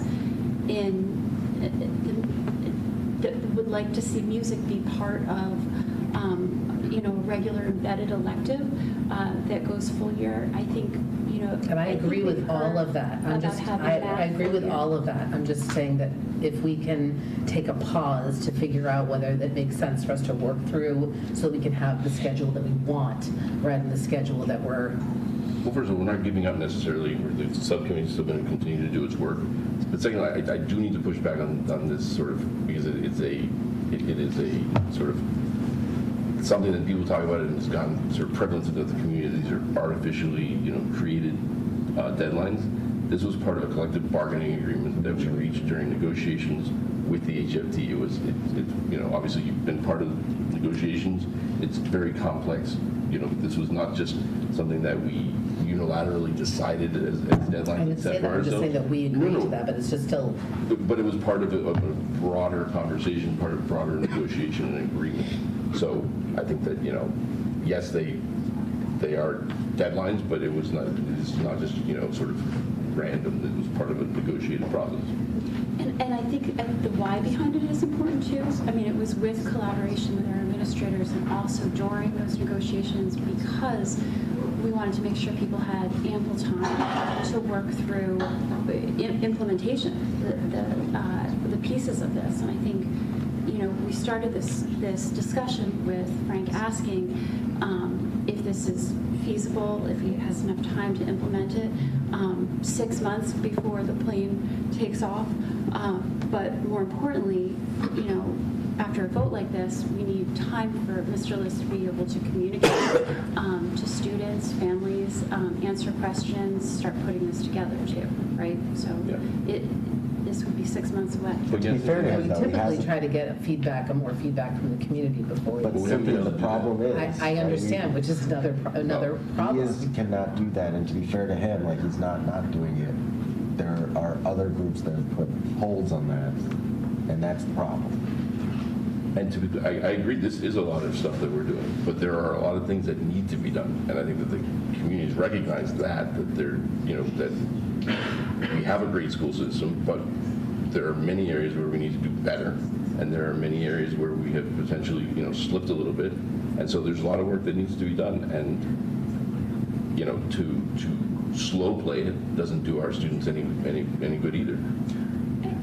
The best way to put it, too, I think Mr. List said it at least 6 times, I counted. This is our schedule with minor changes. So we're talking about I don't want to use minor, major, it affects everyone a little bit differently, but with the least amount of disruption with positive change.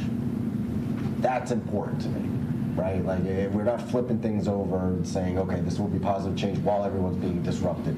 It will be the minimal amount of disruption to what we can do with the confines that we have, right? Because addressing the fact this is not our ultimate schedule. We can't get to our ultimate schedule right now. So this is the best we can do. And I love the question, what does this give us and what doesn't this give us? It does not solve for the class length time. Neither does our current schedule.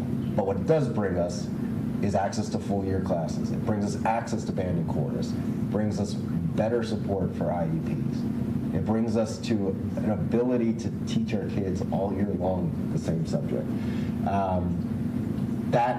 That's what we should be circling around. I think the continuity of learning is huge. That's huge. Just think about it in your normal life. If you're switching between things, you forget things. Or even if you're not seeing the same teacher necessarily every single day, you're seeing them for the entire year. Yes.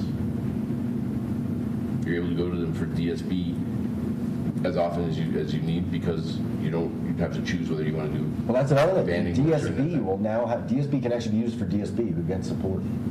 But now it's jumbled up with 5 different things. When I look at our school and our French immersion program and the amount we really have tried to emphasize language, we're one of the schools where you have it in Pleasant, you have it all the way up, right? And that's an emphasis. But then you get to high school, and the things we talk about learning loss over the summer are amplified.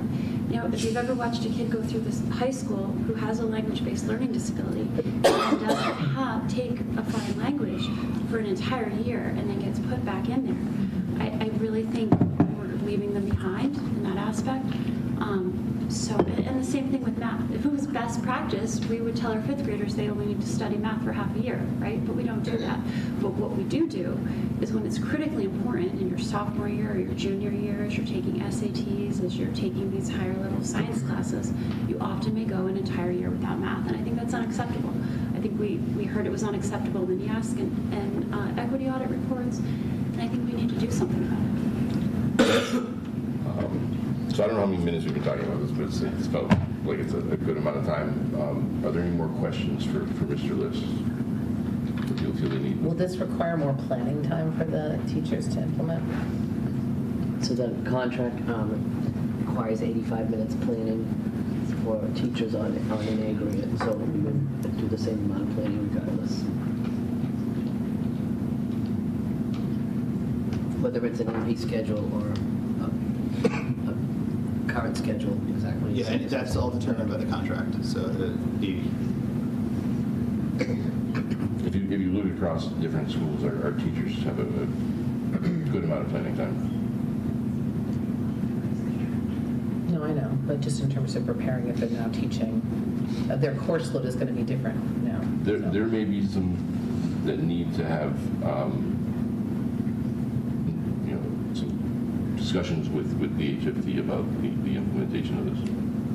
And is there a possibility that some sort of There would be impact bargaining? There's a potential that there could be some time of some sort.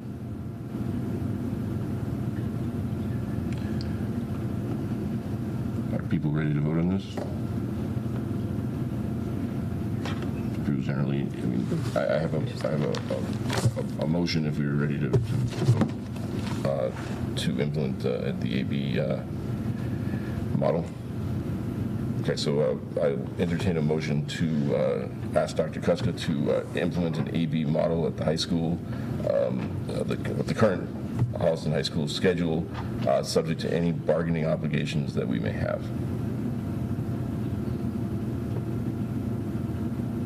So. Second. Okay. All's in favor? Oh, we'll go Frank. I'll start. I would like to see commitment of a plan to communicate, because that has been a huge gap with the community. And it's not, again, looking at Mr. List, because I think he'll be in charge of it. Obviously, the HFT did not allow that up until this point if this passes, but really need a plan and making sure everyone's questions are answered. This is a change for the community, it's a change for our students. They need to be communicated to. And if this vote allows us to do that with the positive benefits, I'm a yes. Okay, so just to be clear, Can't you're a qualify. yes. You have to You're a vote. yes. Okay. I'm a yes for the. Frank votes yes. Hillary? Yes. Joe? Yes. Sarah? Yes. Okay. No. Cynthia? No. Don? yes. And I am a yes. Carries 6-1. Please let us know if there's anything that we can do to help support you. I know this has not been the way I was hoping it would play out, but here we go. Now on to easier topics. Dan, it is 10:13. It is 10:13. I'm not. So it's the middle school leveling discussion. I guess I'm sort of at a loss a little bit of what sort of the next steps would be, because it feels like we're not in the same place as you guys are. And then we have two different math groups, one last year, one this year, that have come to different conclusions. And I guess I'm trying to figure out what the path forward is. Kathy and Ann, mentioned, potentially some sort of subcommittee that we could form, which does make a lot of sense to me. We would absolutely need to have, administration included in it, heavy math teacher inclusion in it. I don't know if there's, I would want to know before we did this if there was interest from those people. We also have a number of community members who have, strong backgrounds in math and school committees, and Kathy being one of them. What do people think about something like that? It's a big decision in the sense of if we form a subcommittee, it becomes an open meeting law body. That's a big sort of downside to it, publicly posted, just like we did with the start times. But at the same time, I think that it would give us the ability to sort of get a better handle. Because we can't. I don't know. You can just say just implement the DESE model, and I'm not qualified to even know what that means. I'm not at a loss, Dan, but I think we need to get. There was a committee, the teacher committee, right? We had together. There was a math curriculum review committee last year that had teachers and administrators on it. How many math teachers were on it? And well, you had some like elementary school teachers who taught everything. Yeah. I mean, I think we need to have I've heard a bunch of well-qualified now comments, and they all seem to be united mostly. I mean, there's definitely details probably that are different. I think having a community involved too to give input, but I think in this case, unlike start times where we wanted to get everyone's kind of almost equally, we need to lean on the expert approach here. Like, they're the ones teaching it. They should know what's best for our students, and how to administer that. The only thing against the subcommittee would be, would that message get lost based on people's opinion? Because I want levels or I don't want levels. I think we need to take more of an expert approach here. No, obviously we need the experts, people that will be implementing it, doing it. Yeah, but I guess the concern with the subcommittee, unless selected properly, and I don't know if it's properly or improperly actually, it's selectively chosen. If it's too much of a differing group of community, administration, teachers, you're going to get a difference. I trust me in start times, and that was a little more agnostic. That was... Well, I think we would look for math teachers, yes, and then community members who had math. Fair, okay. As long as we have that provision, I would agree. I think it's out of... I'm hearing the experts. I think we need a more collective voice and more details obviously drawn out, but I agree with you, Dan. We need their input. Can I just talk kind of timeline-wise where we are? Because teachers are very anxious. We've talked about all the curricular changes that have happened. They're doing a great job implementing. We're seeing significant progress. We're moving in the right direction. We know we have work to do, and math was discussed particularly with the middle school tonight. We know that, and we agreed that Algebra 1 is happening in 8th grade for next year. We also know that grade 8 math will be happening, another level, the same level of grade 8 math will be happening for next year. If you are proposing putting together a study group right now to now decide whether to add more levels, that will take considerably time to do so, because we've been waiting anxiously to determine where we're going, because our hope would be to be able to sit down with our teachers and saying, okay, we know we're doing, which is what we thought we were doing, we're doing Algebra 1 next year for the students that can be tested into, and Math 8 for the regular population. But then we also have to talk about, based on also Kathy was saying, we already had talked about moving some of the math standards from 7th down to 6th, from the 8th to 7th. That's going to take time to develop that model. I do think there needs to be some talk about what we do with the high school model as well. See if we can make it a 6 through 9 process, because we know there's no way we can get 4 years of math and 3 years of instruction at the middle school. It's just not doable. So no matter what model you go with, if I level in 7th grade, then the 6th graders have not been leveled, so they're going to be also have missed the regular 7th grade standard. So no matter what model you go with, there's always work to be done. We would be ready to go if we have the time with the teachers right now to plan for Algebra 1 for whoever can qualify for that, grade 8 math for the rest of the population, and then we would want to make up those gaps. If you look at the standard, I put some of the work that Carla had done for us showing you the different standards, and what we would propose is using that math lab model, because if a child What's a math lab model? So we would like to use Rams block or other parts of the day, mostly probably Rams block, where we would propose using IXL to fill the gaps. So for example, if a student that is currently in Math 7, that they've all had the same instruction, does not have the Math 8 standard, but it tests into the higher level Math Algebra 1, they're going to have some gaps to fill. So that's where we want that math tutor model that I proposed in our priority needs with Karen, and we would put the math tutor working with these students so that they would have to agree to do almost like enrichment expectations during the day. They're getting additional math, basically, to supplement, to offset that they haven't had the opportunity to have the other Math 8 standard. Are we really doing Algebra 1 next year, though, if we're dropping the 8th grade geometry standards? I mean, I'm not sure that that's something that that I want to do. I want to do a full year of Algebra 1, but... I don't think we have said that we have almost always, we have not consistently said we're going to drop them. What we said is we need time to meet with the teachers to talk about how to move those standards around. So I don't know that anyone said we're going to definitely drop. That was one thought, that you could shift some of the geometry standards. Well, we've been talking about this though for a couple months now. I mean, has that work not been going on, at the same time? Well, I'm trying to, so, hold on. So what you're proposing is that we're going to have a class that's Algebra 1 in 8th grade and 8th grade math, right? Yes. So what would we, hold on, what we voted for was that we would offer an Algebra 1 class in 8th grade starting for the fall. So if you're able to manage that, then asked and answered, right? Because we are going to... Hold on. What was presented the last meeting was Algebra 1 and then Math 8 with expanded, some Algebra 1. That was only two options. The current Math 8 algebra. We're still looking for two Current Math 8 options. algebra and algebra. That is where my concern is, because you have the Math 8 standard, we'll call it.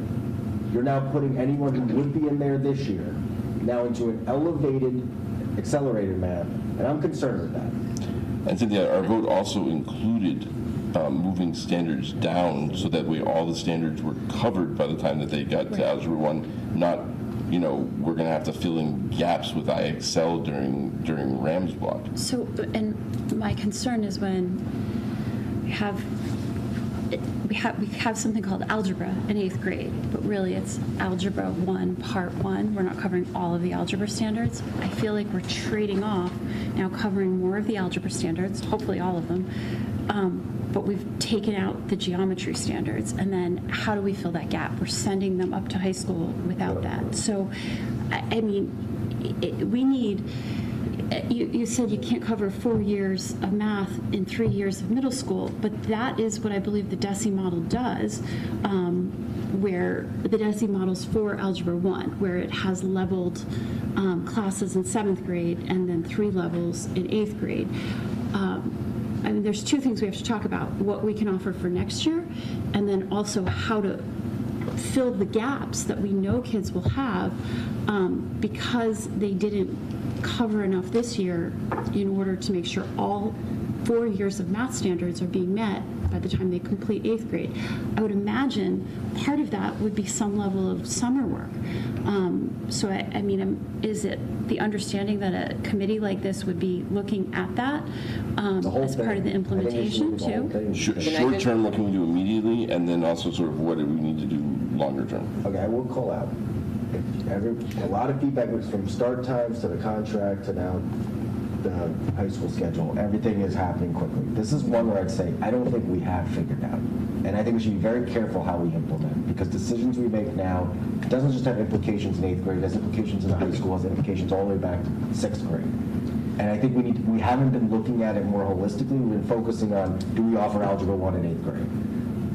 But not the ripple effect of everything else. And that's where I'm struggling. Can I just clarify? I know we talk about curriculum. There's the Big C curriculum, which under policy, school committee has under their purview. You have the right to say what materials we're purchasing for curriculum.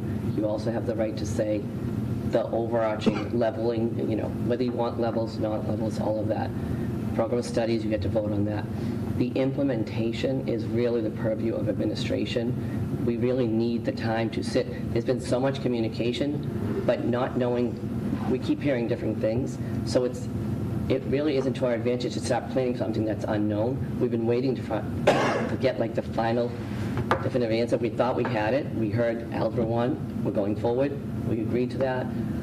We're ready to sit down and work with our teachers and move, but this really falls under the building administration, and Joni and I would help work with the teachers. And if we decide with the teachers that they would like to offer a summertime, the math lab, all of these things, that really is the work that we need to do and should be doing as administration and teachers. I'm a little confused about hearing different things. I mean, I think we've been pretty consistent all along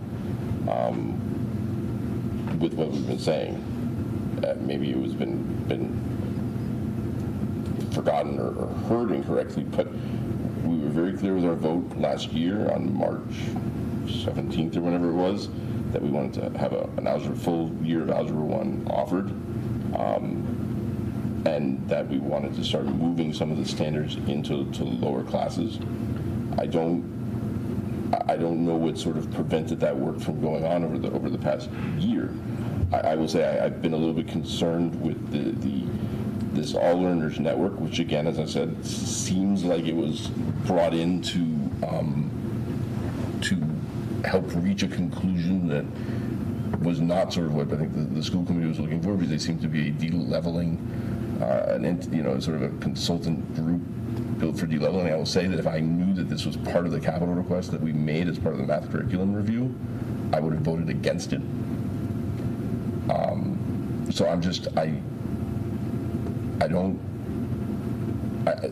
you're absolutely right that the implementation is within the administration's purview, but I don't know how to make the decision of the Big C curriculum portion of it based upon the information that we currently have. We could vote the DESI framework. Well, we could vote the DESI framework, but then how do we give? I don't know what's the time frame we give to implement that. I don't have the information to know what is a fair and appropriate way to do that. We could definitely vote the DESI framework. I think the DESI framework makes a lot of sense, but do we say? But there's got to be a time frame that it makes sense based on what our students' abilities are right now. Exactly. And the teacher's ability to actually move those things and scaffold that. I mean, it's, you just saying, I'm going to throw these standards in and just start doing it. Those are units of, I'm not a classroom teacher. That's my point. Concern, like, last meeting we heard, yes, we can put an Algebra 1 class out there, which is excellent. That's great. That's what we asked for. I am just concerned about the missing standards for the kids who are currently in 7th grade and are going to potentially take the Algebra 1. Will it be summer work? Will it be tutoring? Will it be? I would think it would need to be, because at the building level, the teachers have already been having discussions on this. It's just they also are hearing that there's a potential for adding levels. That changes everything. So if you're looking to now add another level, we have a problem, because we've been moving in the direction of trying to move toward the model of having Algebra 1 and Grade 8 math. And if you look at the document that we put in your folder that Carla put together, you can see that the teachers did move, as we asked them to last year, some of the shifting standards. So some of the yellow in Grade 7 was moved down to Grade 6. Some of the green in Grade 8 was moved down to 7.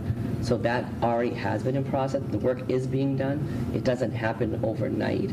I'll tell you that crystal clear, though. We keep saying Grade 8. What we saw last meeting was Grade 8 accelerated math as the only other option. As the Algebra 1 and then the Grade 8. Yeah. Essentially, today's Grade 8 accelerated math. It's Grade 8 math plus. Right. And what Carla put, I didn't know that Carla put that together, that I'm sure is a very good document for an educator. To me, I see that and my eyes cross. And that's the problem. It's hard to follow, and that's why. And I'm not suggesting that I'm qualified to fully follow that. That's why, again, this subcommittee. Would almost say that we would have just one representative from the school committee on there, almost just to listen in here, and I would think that would be Hillary. What are you looking to do differently? Are you looking to have more than 2 levels in Grade 8 next year? Is that what you're? I don't know if it's 2 levels or 3. If that's the DESI framework, yes. And then 2 and 7. But I would like. DESI framework's put out there for a reason. I would like the experts we have in the math department to assess and see if it works for us. Like to kind of, if they say yes, let's do DESI framework, I would support that. To be clear, that is what we had. We did that prior to pre-COVID. 2019. But how do we get back there? And then how does that work with moving into night? I mean, it does take a more holistic approach to it. Look at what's happening in the high school schedule. And how we get back there is yeah. I mean, we have a great middle school. I certainly don't want to do anything to destroy it, but I also think that if we change a D level, that could easily have the same, could easily have a negative impact as well. Yes. I think when we limit those. Can I just ask a larger question? Like, what's the goal? And it just sounds like we're all just talking about like algebra in middle school, but if the goal is that we want to have pathways for students to get to calculus by the time that they graduate, like that's what we should be focusing on, the K through 12 kind of more holistic. Absolutely. And not just saying let's focusing on algebra in middle school or in 8th grade. My understanding is the algebra in middle school if there's pathways, but it gives you an option to get there, I suppose, but Well- there's also options to get there if you don't take out. What I wanted, what for me is important is a which pathway. we've seen. It's pathway So- to calculus. Yeah. But then also creating pathways for kids that do not necessarily, that maybe get ready, math but a little can late. still get there. Not late, sorry. That get their math a little later. Right. Have the ability I get to it. catch up. Because for me, equity is about ensuring that every kids can run as fast as they can at the current time that they exist, and if they start to be able to run faster later, that we have the structures in place to allow them to shift lanes. Right. I guess I'm just concerned that if we're moving away from that because of the tracking that was happening with students, and that it closes off doors in other areas, because then we start focusing on math, and then when we start focusing on math, we're focusing on science, and then it just goes all the way down again, and that's not good for kids. And what you saw David present last year with all of these pink slips, or whatever Right. colors he was Sticky using, note- that will sticky actually note game. enhance and increase and create more inequities. I mean, that is, If we stick with the team model. But the team model is supposed to be supporting students social emotionally and their connections with their teachers. So there's like every time you move a piece, it's like Jenga, right? You pull one out and then like everything gets wobbly. So it's like I'd just sit and I'd said that at the last meeting is everything that makes RAMS as great as it is due to a complex matrix of things that have decisions that have been made to put it where it is. Each thing that changes will create another. Each solution or every change will create another problem, and then as we deconstruct that to solve that new problem, we create another problem, and we can just end up it's not thoughtfully done. Could deconstruct what brought the middle school where it is currently. Is it possible to do 2 or 3 levels of 8th grade math with the team model of RAMS? I think what I showed last year, what we have with every level that you add a constraint. Regardless if you are in teams or not teams or whatever, every level adds a constraint and limits the ability for some students to gain access. Within a team model, what that causes is that students will track together to non-math classes as well. Even if you D-team, you're running 3 math sections at a time, and you're creating a sort of where that group or cluster of students go right after that. Creates a pathway, especially if you're looking at students on IEPs that have specific services, and you have 3 special educators that you have access to in a grade level, and where that goes. and if Karen, as the building leader, felt that it was the best decision to de-team to make the greater good for students, that really is a decision that she would want to vet with me. I mean, that is a building leader decision, and to impose that on a building leader, a brand new leader in the building who's had significant gains with her staff already. I mean, there may be some staff that would prefer to de-team, but I would think the majority of the staff know that model is working successfully. I mean, the fact that they're a National Blue Ribbon school right now is a testament to the work they've done. So there were always trade-offs when you make decisions, but the trade-offs that they have made at RAMS, I'm trying to move in the right direction, not backwards into the wrong direction. I'm not suggesting we take a decision. We take the decision of teams out of your hands. I'm simply saying that we need to look at everything, and if the issue to creating pathways and inequities, because we're going to continue to offer a high level math program and multiple different levels of it is teams, then can we at least look at whether the teams model makes sense? I'm certainly not looking to impose anything like that. I don't view that as in the school committee's purview as far as teams go. But I also don't want to be told that teams is the only thing sort of keeping us from being able to implement a high. I know people hate it when I use the word rigorous, but a rigorous math program. So I just need to I think our teachers will make a rigorous math program regardless. They are doing it. They've started the work already. I mean, I just think it's unfair to not have given them a chance to do what you asked. You asked for Algebra 1. I feel like if you're changing that decision, we also have a lot of work to do now to add more levels in and then to schedule all that. It's been almost a year since we voted. I don't We did not vote on 3 levels and 2 levels. We voted on an Algebra 1 class. But then you're being told that you haven't done the work to really get that. I didn't say that. You asked me about how we would implement in summer classes and all of that. They've been moving the stands, they've been doing the work. But as far as making up the gaps, they have to figure some of that out still, because we're also trying to deal with the inequities of if we offer summer to some kids and then they can't make it, now we've closed the door on them as well. That's why the math lab option is what we've discussed. We're ready to move in that. We would like the math tutor and need that math tutor role, but that's the reason why it would help not just our high achieving students, but any students that have gaps. And now having IXL in place, we have the resource that will also identify and help support those students, so we don't need one-to-one or small group teacher instruction by having that model in place. I hope you would give us an opportunity to. High school schedule too, because we talked about not knowing that complicates how we should handle middle school. As of tonight, at least we have a direction there. And we also had said that we were going to have a math study group at the high school to work on this. I mean, that's the whole point, is that they also need to have input into those students coming up. I guess rather the than biggest math concern is, could we have math 8 standards as is, yes, and algebra 1? Like the accelerators, as much as if you take algebra 1, I totally get you're missing standards. We have to solve for that, whether it's math lab or summer. The administration has to figure that out. But forcing all 8th graders now to either what we call accelerator right now, which is honors math, or algebra 1, I think you're going to leave. That's where you do leave the kids that cannot go to that level behind. And so that's what I was going to address tonight. We have talked more about that, and I thought I had said it earlier that we had talked about just doing the regular math and the algebra 1 model. Got it. I was just kept referring back to last week. So And how are we covering the geometry standards then? It's going to be... That's the work that's happening now. I mean, they're putting together a whole...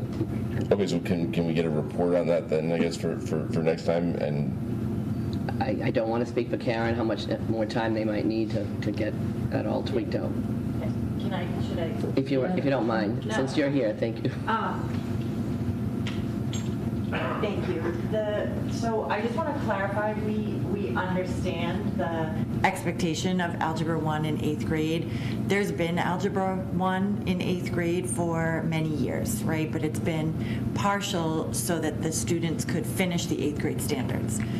There's a full set of 6th grade standards, a full set of 7th, and a full set of 8th. If you add another course, that's another year of math. It's 4 years of math in 3 years.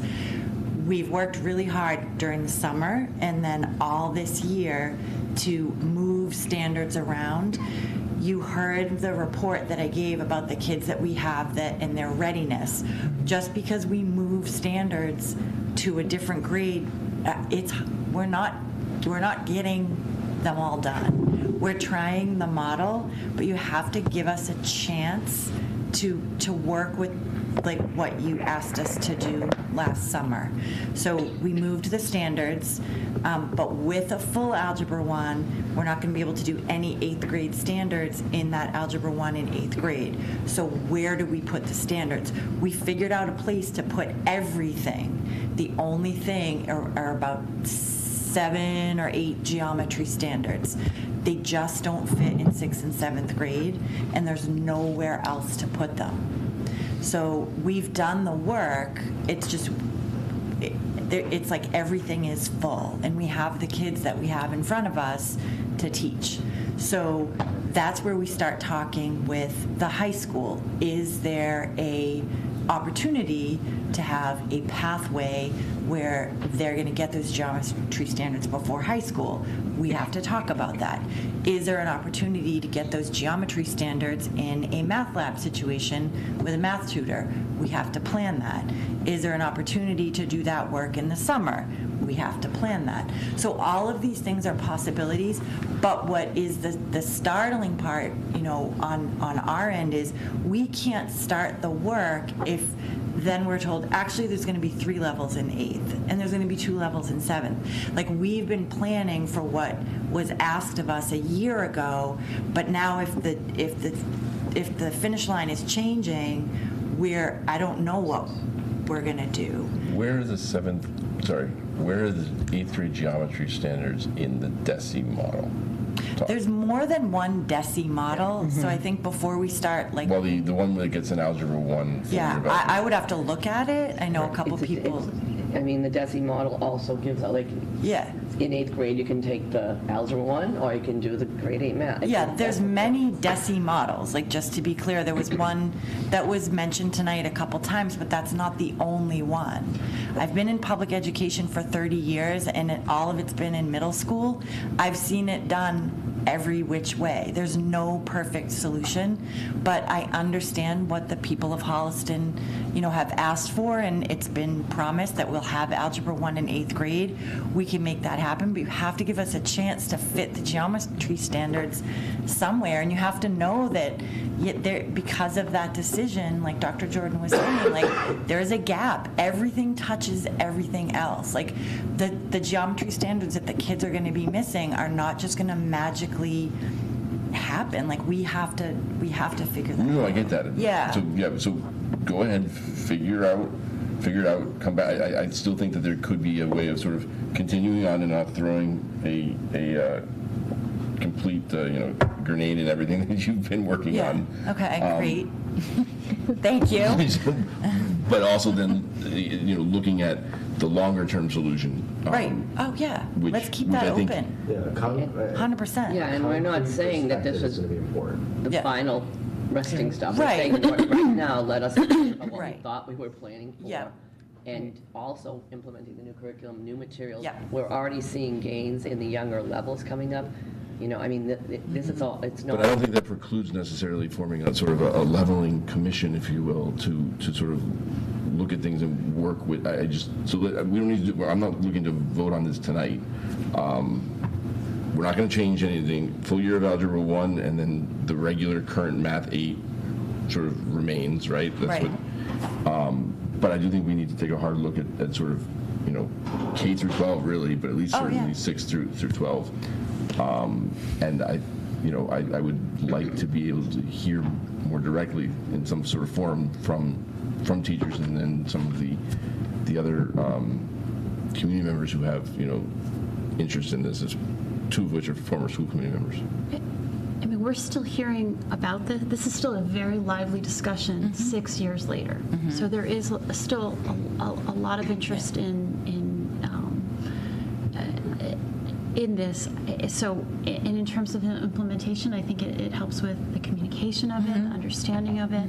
I have real concerns about whether all the standards are going to be covered, and it gives me pause when I hear that I've identified some geometry ones, and maybe the high school will figure it out, or they'll have to be filled in some way. And when I say DESI model, I mean the DESI model that looks at middle school and gets through all of Algebra 1, and does that by doing 4 years within 3 years, by teaching some of those standards in 7th grade and 8th grade, and the one where it's leveled in 7th grade and leveled into 3 parts in 8th grade. If there's a different DESI model that you know of that gets through all of Algebra 1 but doesn't level in 7th grade, I'd love to hear about that too.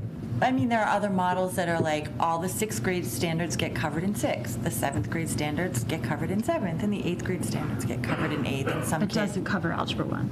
No.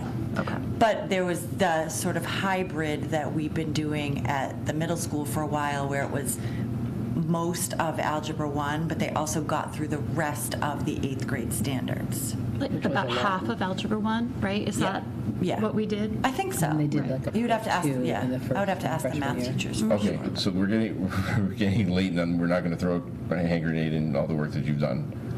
So let's pick this up next time, and we'll sort of consider sort of what we want to do as a committee for next steps while you continue to do the work based on the assumption that you've been working under. Yeah, so Is that everyone's? we are stuck and unable to kind of build our schedule without a final answer on levels for 7th grade, so we're still under the impression there's...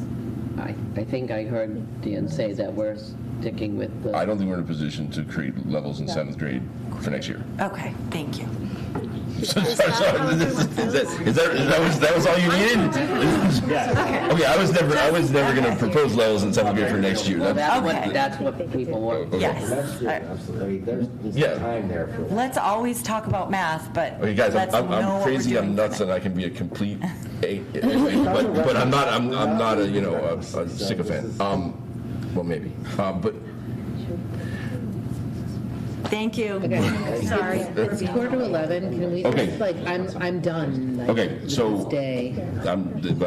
So day's only getting started. it's not, so. All right, we so don't have to. we have the calendar back on here, and we're going to pick this up. We're going to pick this up next time. Okay. There was a group that put a poll out there. We got some results. We need to get a little more information about that. But I think that we need next year we probably need to take a more holistic approach. I'm certainly not ready to make any drastic changes for next I year. had a thought, So- which was that we just do back up our December holiday I thought you wanted to vacation. be done with the meeting tonight. I do, but I'm just throwing it out there for people to think about, since we were going Okay. to talk about it tonight and we're not. I was just wondering whether if we backed up our December winter holiday to the 22nd, 23rd, 24th, 25th, whatever, go back to school for the 29th, 30th, and 31st, and then have the 1st and 2nd off. Okay, so it breaks it we'll talk about up. this next time. But I'm just throwing it out there. Think about it. Okay. I just trying to Can think you send out outside an the box. email with that, because I'm So that really just gets back one day, though? No, it gets 3 days. But you're trading... Oh, sorry, it gets 1 day. Yes, it does, but it pulls us away from the end of the year. That's sort of the issue, right? Yeah, there would be no... Okay, we'll talk about it next Winter week. break happens Okay. a week earlier then. Yeah. Moving on to new business, the maintenance technicians unit, has everyone had a chance to review that? Are we good with Eve it? is now a paid holiday. What? New Year's Eve is a paid holiday. Yes, there's minor changes. There's the stipends. They added one holiday. They increased the stipend for their trade licensure. To 3,000. Yeah, increase the educational reimbursement from 300 to 400, and then the increase in salary for their the HFT 4% this year, 3, and then adding an step 10. Okay, so any other questions? Thank you. Hearing none. This fits our budget. I'll entertain a motion to approve the maintenance technicians unit collective bargaining agreement for the 2024, 2027, or Yes. 2024 to 2027 year. Yes, that's the motion. So moved. Second. Okay, She's ready to say yes. Frank, Yes. Hillary, Yes. Joe, Yes. Sarah, Yes. Cynthia, Yes. Don? Yes. Aye. Yes, that is so ratified. Okay, just last on our public agenda is we wanted to vote on this, so it's in the folder.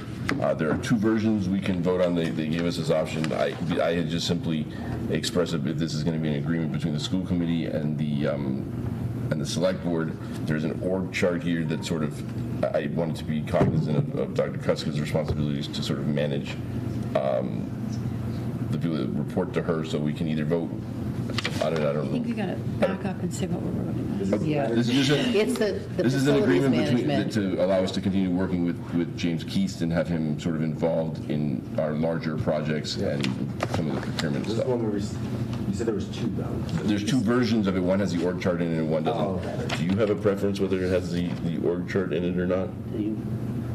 But my only thing was that, in theory, this is an agreement between the school committee and the select board, though this is your purview. The org So, chart is better. Well, I like visuals myself. We're fine either way. You're fine either way? Yeah. Okay. So then I'll entertain a motion to approve the, what are they calling this? The MOA between the select board and the school committee for facilities management that includes the org chart. Moved by Cynthia. Second. Okay, all's in favor? Okay, if you would all, this has a place for all of us to sign, so if you would all Sign that. At this time, we've reached the end of our open meeting. Our next meeting will be March 13th. We do have a reason for executive session. One second.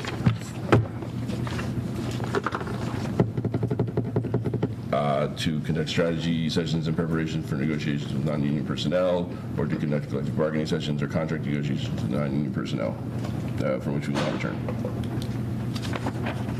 Moved by Cynthia. Frank? Yes. Hillary? Yes. Joe? Yes. Sarah? Yep. Cynthia? Yes. Don? Yes. And I am a yes. We stand adjourned. Thank you very much.